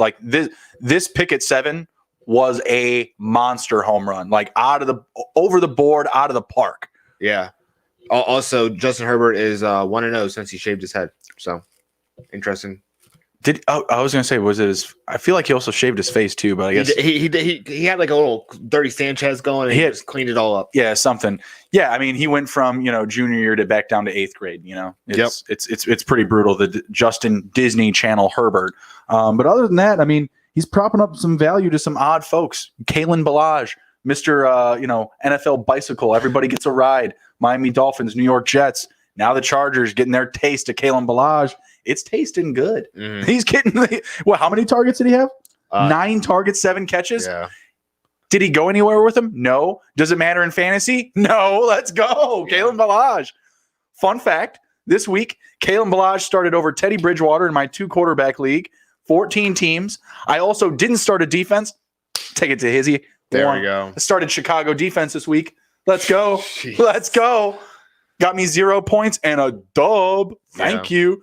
Yeah, I had Derek Carr and Keenan Allen on that team. They absolutely went off. I've had Keenan Allen on my team since the beginning of the season. Man, he's been cleaning up since Herbert really is come on, 2 guys that I double dipped on that I was heavily favored on to start this year, Keenan Allen and Dalvin Cook. I double dipped. I got those guys on 2 out of my 3 rosters. It's paying dividends. It's paying big time. But yeah, Keenan Allen absolutely went off. Mike Williams went off. Hunter Henry found the end zone, 4 for 48, got a tutty. That was legit. I mean, all those receivers, Allen, Williams, Henry, Herbert, you got to keep them rolling, brother. You got to keep them rolling. The only thing I'm worried about is like the Chargers just pack it in. You know, they don't need to win these games. They're not going to the playoffs. They're going to play Herbert, though. They're going to play everybody. They're going to try and rush to the middle. That's what they're going to try and do. Yeah. But like you said about that division, man, it's just been so much fun. Locke, Herbert, Carr, Mahomes, they've all been solid. It's been so much fun to watch. For the Jets, there's really not that much to say. Like, they're only really, big takeaway here is that Bro Flacco is going to bro it out and just throw it up. Yeah. Right? Like, he's just going to just keep throwing the ball down the field. How far can I throw it, guys? Just watch. That's it. Like, tons of Joe Flacco. How many attempts did he have? 30 attempts in this game? 15 for 30. 15 for 30, 50%, 2 passing touchdowns and 200 passing yards. Rams are punting it on 4th and 3. 12 minutes left to go in the half. Let's see who was trying to return it there. Is that Keyshawn Vaughn?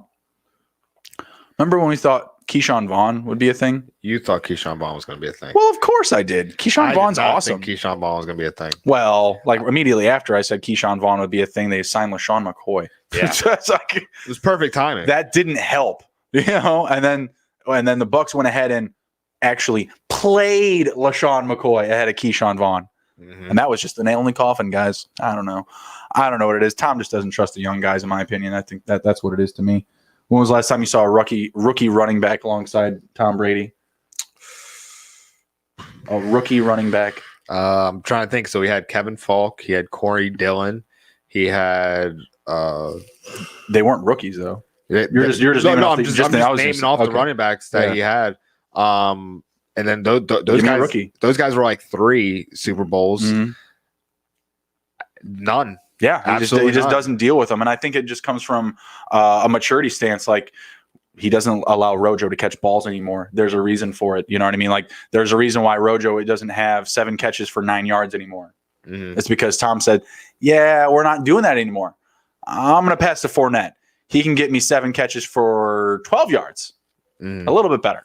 Like that's just the way it is. I think that he lends the experience, and I think that when he gets around rookies, he just doesn't like the way that they smell. He's just like, you still smell like college campus, kind of like friendly squirrels.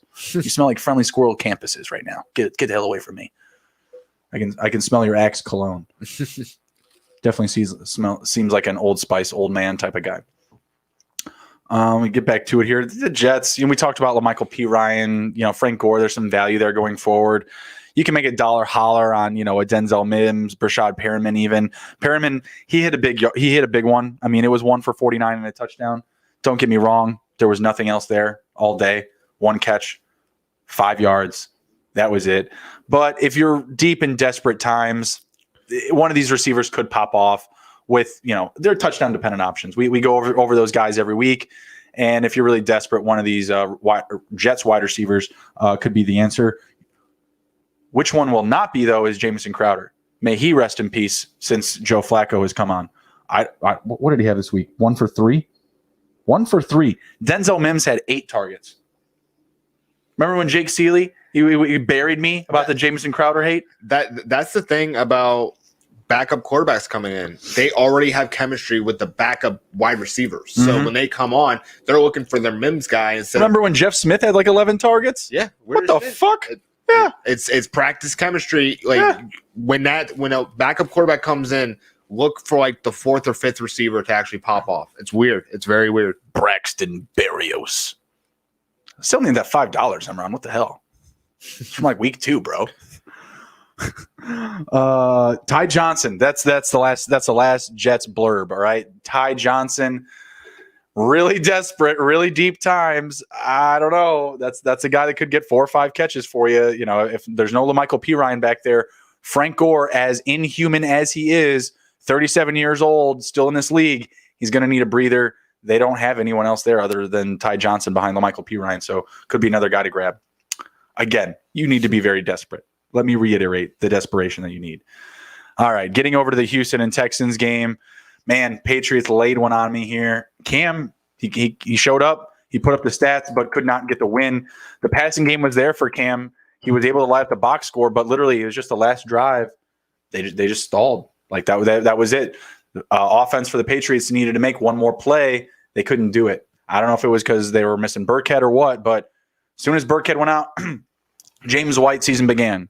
He started getting, check baby 1-2s all day from Cam, was moving the chains, had a respectable day in the box score. Jacoby Myers, I don't know where he went. That was kind of lame, right? 3 targets, 3 receptions, 38 yards. So did he have a touchdown though? No touchdown. No, I thought he had a touchdown for some reason. Damiere Byrd had the touchdown. And Damiere Byrd had the day. Damiere Byrd. Damian Harris had a touchdown. Yeah, Damian Harris had a pretty good day too. Sony Michel was back, but did absolutely nothing. Did he even get a touch? Did not see him. Yeah, he didn't get a touch. So he was back from the dead. Dante Moncrief got 2 targets in this game. What just came out of my mouth was not go add Dante Moncrief. What I just said there. Okay, just because I talk about him doesn't mean go add him. Yeah, he's popping off. That's kind of random. Ryan Izzo, Rex Burkhead hurt. Yeah, Burkhead really didn't do that much before going out. So may he rest in peace in 2020. Sad stuff there. Big news out of this game was Deshaun Watson. Mm-hmm. Halfback, quarterback. He can do it all. I'm surprised they didn't let him catch a ball. He only had 4 fewer rushes than Duke Johnson, who was a rusher for 10 attempts for 15 yards. Duke Johnson, go away, man. Like, seriously. Like, it's hard to pump you up when you give me this. This is the team that let go of Donta Foreman. Back up for the Titans. They could really be using some Donta Foreman right now with David Johnson hurt and Duke Johnson being as bad as he is. Yeah, Deshaun Watson put one in my face. I was all over the Patriots. I wasn't on the Patriots to cover, just to win. I mean, they wouldn't have covered either way, but still, like, man, just need that one touchdown. That's all you need. Let's go. Come on, Cam. And he had 40 passing attempts. It was a pretty good game for Cam as far as the passing game goes. 365 passing yards. It's pretty good. Just couldn't get it done. Cooks and Fuller getting it done for the Texans. Pretty usual stuff there. Randall Akins too. Yeah, but that's not usual. Yeah, how those tight ends are going these days with Akins, back and forth. I'm not in on either of them. I fade both every week. No, thank you. No, thank you. Look out for Kiki Kute going forward. Could be some play there with Randall Cobb potentially going to the IR and Kenny Stills banged up. Any big takeaways from this game? I mean, it was really just Deshaun Watson showing off. That was really it. The rushing touchdown was really nice. Nothing really. I mean, it's just 2 teams that are just trying to find some consistency. Mm-hmm. I mean, they were both. Well, Houston was 2-6, and New England was 3-5. So they're just trying to get back in it. And this time it was Houston that came out on top because Patriots just stalled one last time. So yeah, Patriots are done. That season's gone now. I mean, they needed a win this week to stay in that hunt, and it's over. Writing's on the wall as far as I'm concerned. I mean, Dolphins do take that loss. That will help, but I don't see it. I think the Dolphins will get right once they figure out that their best quarterback's on the bench. Mm-hmm. Once they figure that out, they'll be okay. So yeah, not too much to take away from that one.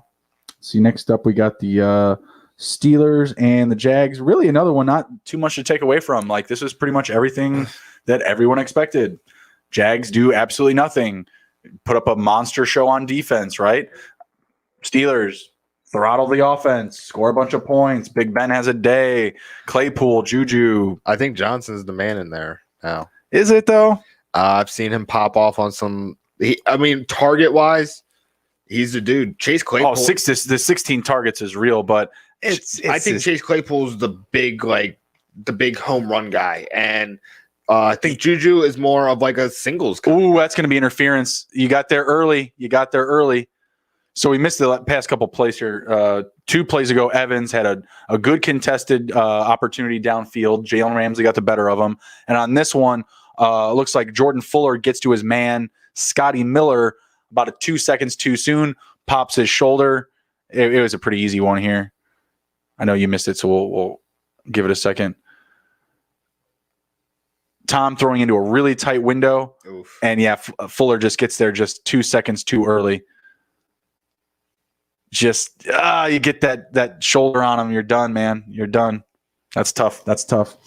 But yeah, Ben, 2 passing touchdowns, 1 interception. They traded interceptions on the same drive. It was really funny. I mean, Lutton did it like 3 more times after that, but what are you going to do? Yeah, I mean, for the receivers there, I'm not going to pick the best guy. Like this week, it's just the Jags. CJ Henderson got hurt, or was he already out before this game started? I think he was already. Yeah, I mean, this defense is just banged up. It's already really bad. Like, I think it's just one of those weeks where Johnson was just able to really leverage the matchup. Next week, you could see him for 6 targets, 5 catches, and a touchdown still, but maybe like that monster volume isn't there.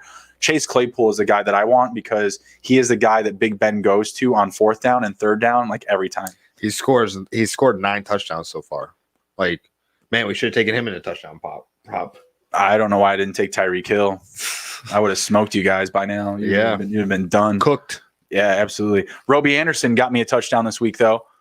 Now I'm tied with Emron with the Anthony Miller prop versus Roby Anderson. Remember, on Enron, if we tie, we both lose.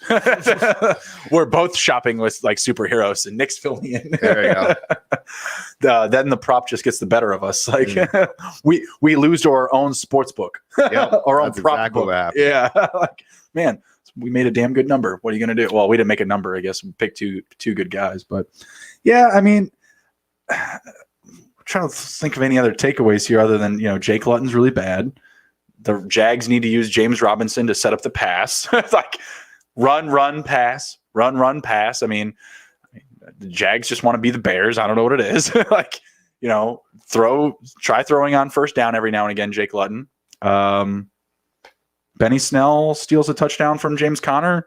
James Conner gets 89 rushing yards, but still isn't the closer. I don't get it. I don't see James Conner staying in Pittsburgh I don't see him coming back next year. I think that they're going to use Anthony McFarland and Benny Snell and just kind of move on from them. I think you're right. Honestly, I would love James Conner in Bears blue.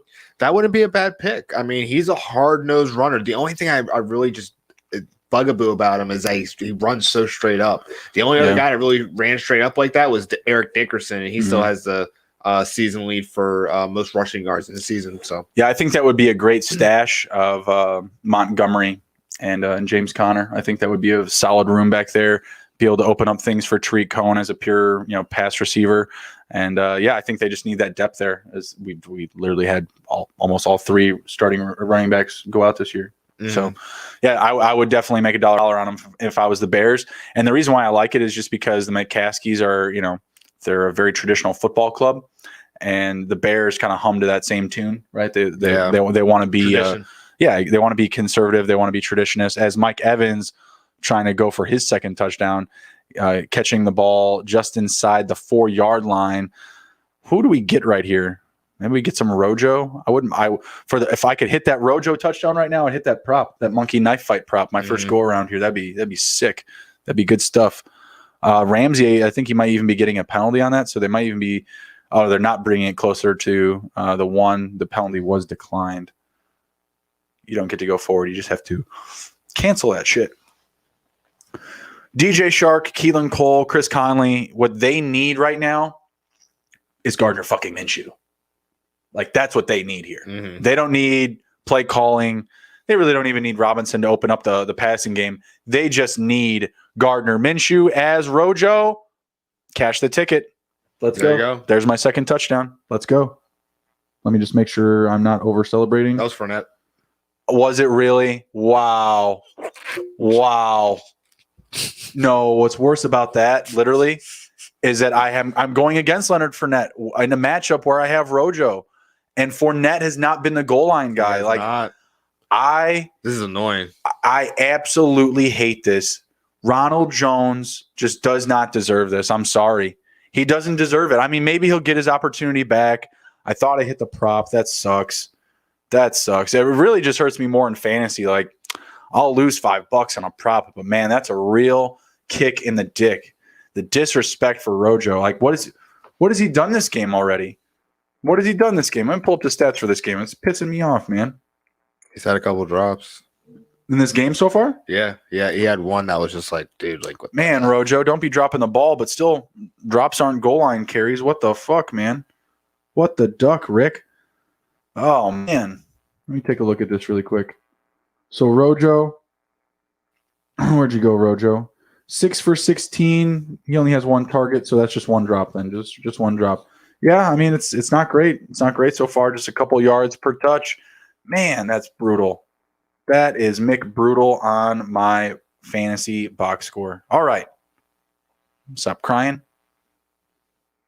Going on to the next matchup. Next recap: Saints and the Falcons. Wow, slow effing start. Just really, really slow start. The Saints waited to turn the lights on. Once they did, it was very, very bright. Taysom Hill, again, very slow to out of the gate, but he figured it out. Are you still going to be feeling as comfortable about them next week?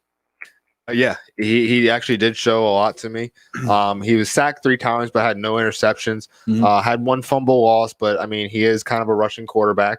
Yep. He had 10 attempts for 51 yards, two rushing touchdowns. Michael Thomas is now relevant again. Didn't find pay dirt, but hey, it happens. I'm hopeful for him. I mean, I think that he did give them a better chance than Winston. He didn't throw any interceptions. That's a big factor. If Winston throws a touchdown, he's throwing an interception. So that you got to realize that. And I'm very proud of Taysom for coming in and doing the damn thing. I did not think that he was going to overwhelm the stat sheet, but he did do enough to be relevant and be a contender for being the starter when Drew Brees is out or retires. Oh, absolutely. Yeah, you can see why they gave Taysom Hill some money. I mean, he could throw the ball. He could throw. Do you think he's worth his contract right now? If he's a starter, it's worth it. It's definitely a leverage contract. It's worth it if he's actually your every week starter. The value is there. But I mean, would I feel comfortable about him being my quarterback if I was trying to get him on my Bears? No, I think there's better options out there. If you're asking me to start a team. Start from scratch, pretty much what I want to do with my Bears. Okay, let me rephrase that. Just the offense. Yeah, I'd take Jameis over Taysom. Okay. If I was the football team and I was looking for a quarterback next year, I would take Jameis over Taysom. Okay. Although Taysom Hill, he reeks Ron Rivera guy. Yeah. He reeks Ron Rivera guy because he's a football guy. Those two would be a match made in heaven. We would probably fucking hate it. If you don't like J.D. McKissick getting 15 targets with Alex Smith, you're going to hate him getting 24 with Taysom Hill. Or I don't know. Maybe they'll actually pass to Gibson next year. You know what really pissed me off about that? I mean, I know we'll get to that matchup, but fucking Peyton Barber had 8 fucking carries. We've been loving the McKissick and Gibson pairing the past couple of weeks. It's been beautiful. Been really successful for their team and overall, and then they fucking give Peyton Barber 8 fucking touches. I was so fucking livid, Nick. I don't get it. I was so fucking livid. It was driving me nuts. For the Falcons, well, there wasn't shit. You got nothing. Todd Gurley, nothing. Brian Hill, nothing. Julio Jones, he got hurt. Calvin Ridley, yeah, they were numbers in theory. They were more than 0. Yes, just wasn't great. And man, Cooper Kupp is violent. Eating up. Hey, Tampa Bay, you owe me a touchdown to Gronk or Rojo, by the way. Yeah, seriously. You rat fucks. Oh, wait, did I have Woods? Did I already hit that prop? Was I already complaining about a prop I already hit? No, Woods was the one that I did hit on that prop. I hit Woods, and that's it. Son of a bitch. Driving me nuts. Yeah, the Falcons were just bad. I'll prop up some Russ Gage and Olamide Zaccheaus in this upcoming week. Just take your pick. Don't grab both of them. Just try to keep it simple with one of those guys. I think Gage is the guy to go with. I like him a little bit more, but may already be taken. And as Nick alluded to earlier, him and Zaccheaus have kind of got a back and forth thing going on. So this could be the week that Zaccheaus does go off. So technically, by our math, it's Zaccheaus this week. So we'll see. We shall see. Next one up. This game was actually pretty fun. Titans and the Ravens went to overtime. I wish it went into overtime 30-30. I would have liked another score from both teams going into overtime. Just felt like one of those games where both teams, they should have just scored another touchdown. Like there's 1 or 2 drives just held short, just kind of bummer drives, if you will. But honestly, I like, at least out of the gate, how the passing offense for the Ravens responded. They were running some 4 and 5 wide sets. The success from Dobbins to me came from him just being the only running back on the field. There was another passing touchdown for Lamar. He did have 2, but it was called back at the 1. And it was to Ricard. It was actually a really nice passing play that they set up for kind of like what you would have saw from like a Hayden Hurst touchdown from last year, you know? And it was a very well-designed play. Ricard gets airborne. It just goes down to the 1. They call it back, and they give Dobbins a 1-yard fucking touchdown. You know, it was what it was. Man, Kupp, go to the house. Go to the house. I need him to score a touchdown. Come on, Kupp. Let's go, buddy. Wow. Let's go, Kupp. Man, Sean McVay is like so blessed to have him. Like you don't see that now. Like you don't see like receivers breaking open like that. Like usually they're just going out to the side or out to the sideline, out of bounds, or going down on the ground. This guy's like, nah, man, I'm still going to go upfield. I'm going to get positive yards, and you're going to watch me do it. Cooper Kupp, 8 catches for 100 yards so far. I guarantee you that at least 75% of that is rack or yak. Oh, yeah. Oh, wow. Yeah, Kupp's going to have a big night, guys. We still have 5.5 left in the second quarter. Cooper Kupp already has 8 catches on 9 targets. He's going for 200. He's going for 200 and a touchdown tonight. I am down by 12 in that matchup right now. And if Fournette hadn't scored that touchdown, it would be in half. This is going to be a wild finish, man. It's going to be a wild finish. I need Kupp to score a touchdown right here. Let's tune in on this really quick. Let's tune in on this. I benched Jared Goff actually for Derek Carr. Derek Carr still had a nice little game, but Goff might be putting one in my eye tonight. We shall see. 2-1. Goff gets it off. Blitz is coming heavy. Gets it to Kupp. Oh, another catch for Kupp. But man, that play was broken up. The defensive line was all but there on Goff on that play. That was nuts. All right, let's go back to the matchups here. Oops, getting a little ahead of myself. Let's see. Oh, well, back to the Ravens and the Titans here. I mean, Lamar didn't look too bad. Passing game was actually a little bit better, but we talked about that on Sunday morning show. You know, the Titans defense just not going to be there, right? What was your big takeaway from the game? The Ravens passing has to be, if they want to have any team success, they can't just keep it on the ground. You got to get more than 186 yards out of Lamar. Like he's way more capable than that. I think it starts with getting him a receiver. Maybe I don't know. Des Bryant is on your team right now. I don't know. You can bring him up, and I don't know. He can maybe do something more than maybe Marquise Brown. Yeah, got 5 targets. It's not bad. They're moving him along, right? They're just progressing, we'll say. I want to see Des Bryant just come out and just light shit up for Lamar Jackson.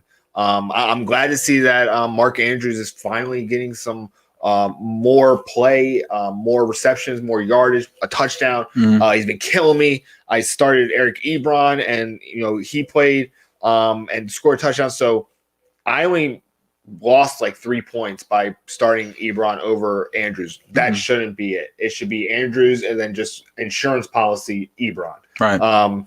They got to get more passing, and that's the only way that they're going to win right now because everyone has found out their formula for success on the ground.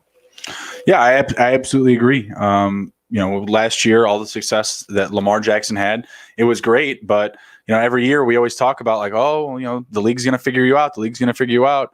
As Van Jefferson gets a touchdown for the Rams. Ouch for me. I needed Cooper Kupp right there, man. Damn it to hell. It's killing me. Cooper Kupp doing all the work up the field. Can't get a touchdown.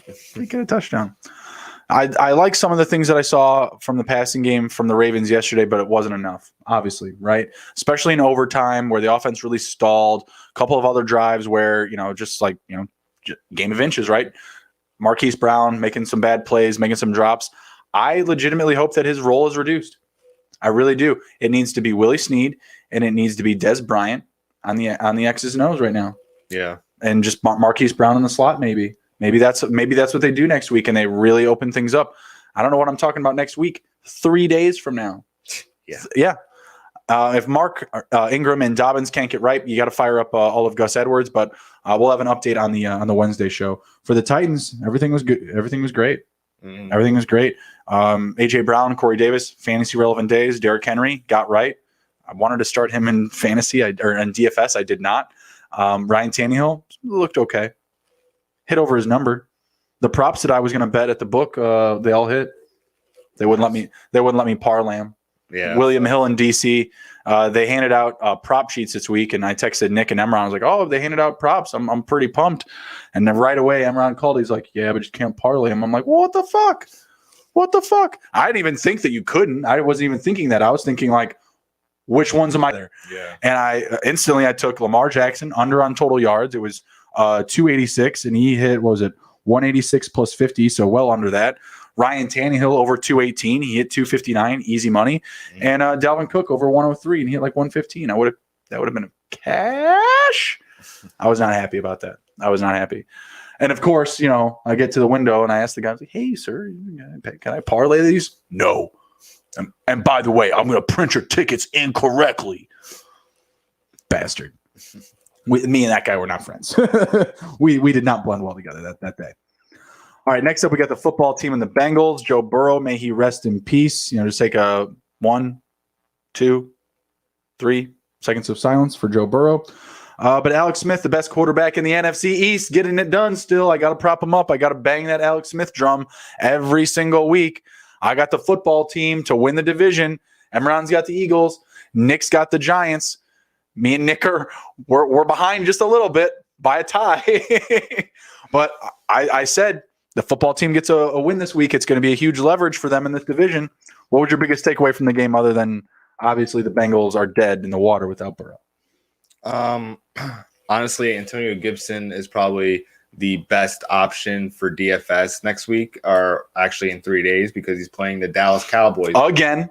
Yeah, who have a really bad rush defense. So, and what did he do the last go around on him? He crushed them. I forgot what the stat line was. I'm going to pull it up right now. Crushed it.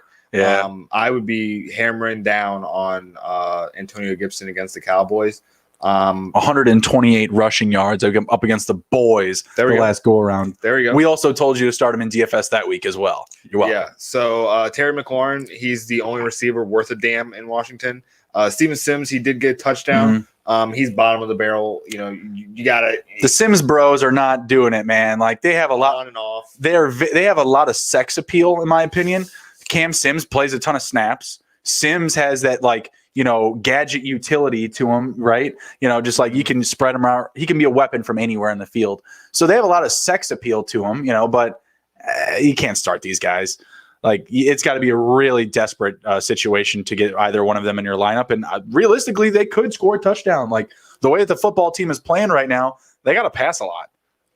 I see them running a lot next week, but the Cowboys offense showed this week that they're not going away, and they're one game out of the division lead. They're fighting for the division in week 12. Do the Eagles have a bye this week? Or no, they're playing Seattle. Yeah. And you need the Eagles to win because I got Seattle in the other one. Yeah. it's like, what the fuck? Yeah. That's a mixed bag for you. Whatever. It's how it goes sometimes. Oh, yeah. I think that's why we play the game. Yeah, that's why we play the game. I think the NFC East is just really bad. I can't believe that this is how it is going to end up with probably a 5-11 team winning the division. Washington. It's going to be 6, and it's going to be the football team. Let's go. 6-11. I don't see it. But anyway, well, you see a 5 and whatever team. I mean, I feel like Alex Smith is like, he's there. He's able to play. He's able to hand the ball off. Yeah, if Alex Smith dies, then so does the football team. Hanging by a thread. By a leg. By a bone. By a leg.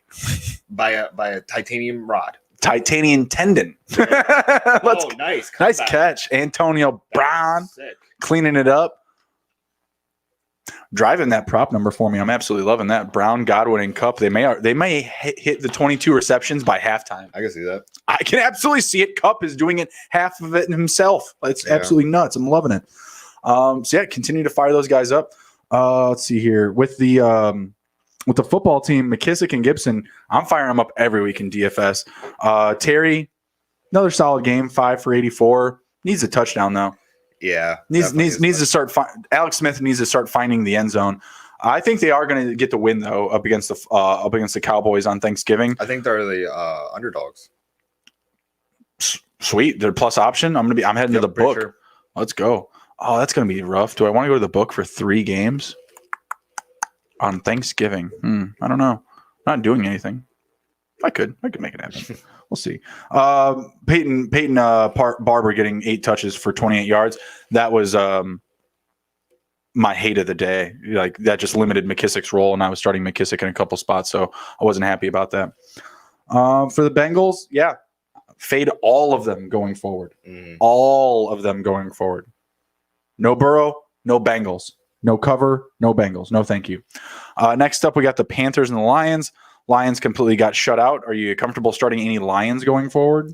DeAndre Swift. Let me see what he did. He's out. Oh, he's out. He was out this week. Still in protocol. May not make it back for Thursday. Who are they playing?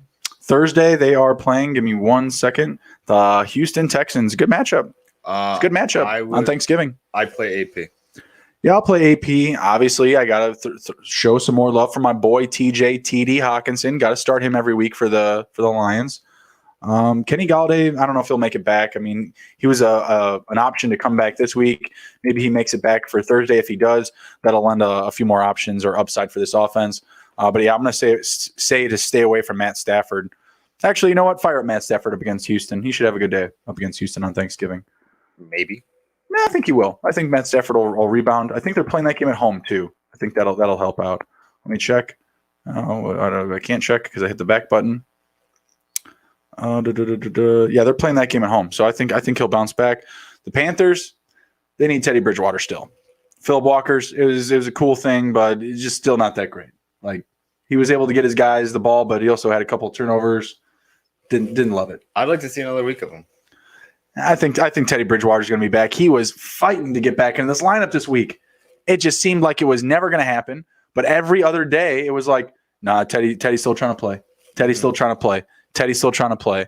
It's like, man, does this dude just take a knee, bro? Like, just relax. Like, Philip Walker, capable, right? Not terrible. Wasn't bad. Got Roby a touchdown, got DJ Moore rolling, got Curtis Samuel a touchdown. Like it was all good, right? Shutout win, got the dub. It was solid. They don't need to rush Teddy back. I just think that he will be. I just think that he's going to get back this week. I don't think they should rush anybody back. They should just kind of let this year ride out because they're not going to win. They're not going to the playoffs. Why don't you just pack it in? It's COVID and pride. See it. Well, yeah. These quarterbacks, man, they got fucking pride. So in this Colts game. After that Rock Ya-Sin interception, what was it? Rivers was on the sideline. He was getting his foot checked out. He was hurt, right? They get that interception, and the Colts go back on the field right away. Brissett's got to go out there and take a snap, and Rivers was like, no. Get me out of this fucking tent. Brissett literally took one snap for the handoff. Rivers is on the field like that. I know. Did not give his medical staff enough time to even check his foot. He was limping back onto the field. He took a hard hit and was like, he couldn't breathe. Like I was telling Ali, I was like, he probably might have bruised his rib or something because he can't breathe. Like he at least got the air knocked out of him because he was like on the ground, like sumo squatting almost, just like trying to like catch his breath in between plays. But man, that's one thing I'll always give Philip Rivers. He is old school tough. Like tough. I did have a lot of respect for that, and it was very, very high school football, very high school athlete-esque. I think we can both speak to that a little bit. Having a tough one out, or just seeing something happen and going, oh nope, that's where I belong. Yeah. That's my job is over there, not in this blue fucking tent. Thank you. We got 2 minutes on the clock here to end the half as we get into our last recap here. Eagles and the Browns. Pretty good game. Wound up hitting the under. Didn't think it was the weather. It was just pretty solid defense out of both sides. Ooh, almost an interception there for your boy Darius Williams. Giving him some love before. He might be hurt. No, I think he's just mad he didn't get the pick. It's just like, I was like, dang, I'm gonna stay down here for a minute. I'm not happy. Really just solid defense from both sides, which was kind of surprising from the Cleveland while they were missing Myles Garrett. But Baker Mayfield held to 200 passing yards. No touchdowns, no interceptions, and Carson Wentz held to 2 passing touchdowns, but did have the 2 interceptions, right? Let's see. Alshon Jeffrey still does not have a pulse. 2 targets, no catches, no pulse for him. Travis Fulgham, 2 weeks back to back, 1 for 7 for 8 yards. What's going on? What happened? What happened? Rager came back. That's why Fulgham has no hands. 6 drops. I don't know. What's that all about, Fulgham? What the hell, man? Might be the reason why he's cut from other teams. A waiver wire darling from weeks past, dead in the water. What the fuck? What the F? Got to hit the jugs machine. Yeah, I don't understand it. Nick Chubb was an awesome piece for the Browns, but man, they buried Kareem Hunt. Yeah. So get this. Chubb goes off for 20 carries for 114 yards. They give Kareem Hunt all the goal line carries. I know. What was going on? What was that? Tom Brady, hits the ground. I thought it was a really tight completion there. It was not. Bringing up 4th and 9 with 1:07 left here. Can't see where they're at in the field. Are they going to be kicking it? Got 28 points here, first half total. Pretty solid. Looking solid to go over the number for this one. Yeah, they're going to be punting it here. Rams are going to get the ball back. Got a shot to put up some points here at the half. Or before the half, I'm sorry. The biggest piece for the Eagles was Dallas Goedert. Yeah. Was able to get it done, 5 for 77, but just typical Wentz, right? Able to get touchdowns to his tight ends. Can't feed his wide receivers with any love. Really the same thing for Baker, Jarvis Landry, and Rashard Higgins. What is going on? What is going on? I mean, the weather was bad, but man, how much longer can Baker blame the wind? I don't know. I do try and be a Baker supporter. He is playing for the Browns, but man, 12 for 22 for 204, and you got Jarvis Landry and other people just not popping off. Like, you're really depending on Nick Chubb, man. Like that's kind of what's ended up being. And I understand Stefanski calls the plays. Man, I would love to see you pop off like you did in Oklahoma. Like, who do they get next week? The Browns. Let's take a look really quick. It's a long scroll. I'm missing my mouse. It's over on the desk. Oh, home run. Knocked it out of the park. Oh, Jaguars. Yeah, getting the Jags in week 12. There you go. You gotta show up, man. They might actually cover that game. The Browns might actually cover a game. As I say that, I'm asking myself, did they cover this week? Technically, they cover. Yeah, they cover this week. Hey, Browns cover. Browns win. Let's see. We got the Rams here at their own 20-yard line. Minute left on the clock. Cutting it up to Tyler James Higbee. Have no idea if his middle name is James. Just sounded like it would roll off the tongue pretty well. Was clock running? Yeah, they stopped it. Bringing up 2nd down for the Rams. Didn't really go anywhere with it. Just a couple of yards. Yeah, the Browns are going to be looking good for next week up against the Jags. You're going to be firing them up. Hopefully a little bit more love for Kareem Hunt. Had 13 carries for 11 rushing yards. That's not great. If the identity is going to be the run, that's fine. But, man, I mean, you're going to need a little bit more help than just 100 yards from one guy. Yeah. Especially if Landry and Higgins can't get going. I mean, you're going to be going to the playoffs most likely. I mean, there is a chance that you couldn't go, but if you do go to the playoffs, you're going to be bounced pretty quickly because your passing attack is not successful. Kupp with another reception there. See what he's up to now. I think that's 9 or 10 catches now. Cooper Kupp having an amazing first half. Jared Goff. Dinks and dunks to Kupp, but he can't get a hand on it. 34 seconds left.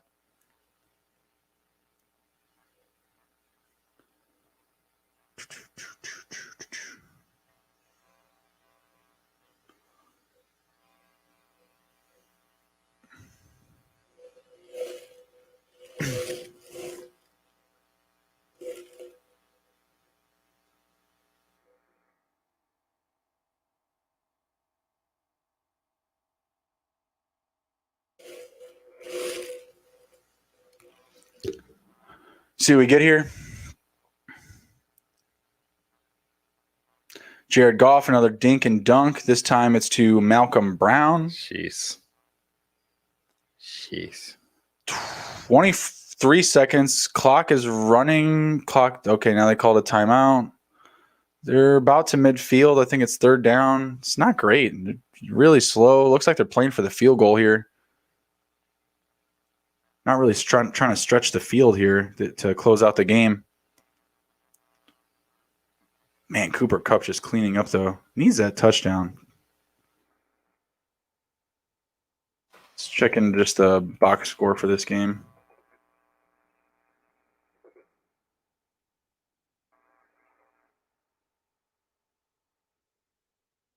Let's see. Jared Goff, 20 for 23, 177 yards, 2 passing touchdowns. Trying to get my scroll here. Darrell Henderson, no running whatsoever. God damn it, can't scroll. Can you pull up the box score? Mm-hmm. Let's try this. Nope, just doesn't want to scroll. Let's see. Jared Goff is only at his own 40-yard line. 3rd and 2. Looks like the Bucs are going to be bringing the house. They do. Completion. Gerald Everett get the first down, but clock's running. Now they called their last timeout. All right, so Jared Goff is 21 for 25, 212 yards, 2 touchdowns, no sacks. Darrell Henderson, 3 carries, 4 yards. Robert Woods, 1 for 1. Tyler Higbee, 1 for 1. Cam Newton, 1 for -1. Or Cam Akers, sorry. Mm-hmm. And then receiving, Cooper Kupp, 9 receptions, 109 yards, no touchdown. Robert Woods, 5 receptions, 60 yards, touchdown. Tyler Higbee, 2 for 12. Gerald Everett, 2 for 10. Malcolm Brown, 1 for 8. Van Jefferson, 1 for 7. Josh Reynolds, 1 for 6. And then on Tampa Bay's side, Tom Brady's got 16 for 24, 119 yards, 1 touchdown. Ronald Jones has rushed for 7 carries, 15 yards. Leonard Fournette, 2 carries, 3 yards, 1 touchdown. Bastard. Antonio Brown, 1 for 1. And Antonio Brown's leading the team with 6 receptions, 38 yards. Mike Evans, 3 receptions, 31 yards, a touchdown. Chris Godwin, 4 receptions, 18 yards. Robert Woods. Oh, man. Oh, my God. What a bust. And they're not going to get it. Are they going to clock it? I don't know if they can. Oh, man. Are they going to get it down? Are they going to get it down? Oh, here we go. Here we go. 4, 3, 2. Got it. Wow. The Rams. Very technical on that play. Very technical. Watch this. Watch this screen. This is a beautiful, beautiful screen. Wow. Look at that block by Cooper Kupp. Cooper Kupp blocks. Feed Cooper. Wow. That is a great, great play. Well done, the Rams. Well done, the Rams. Believe they're going to be getting the ball first at the half. I think that's right.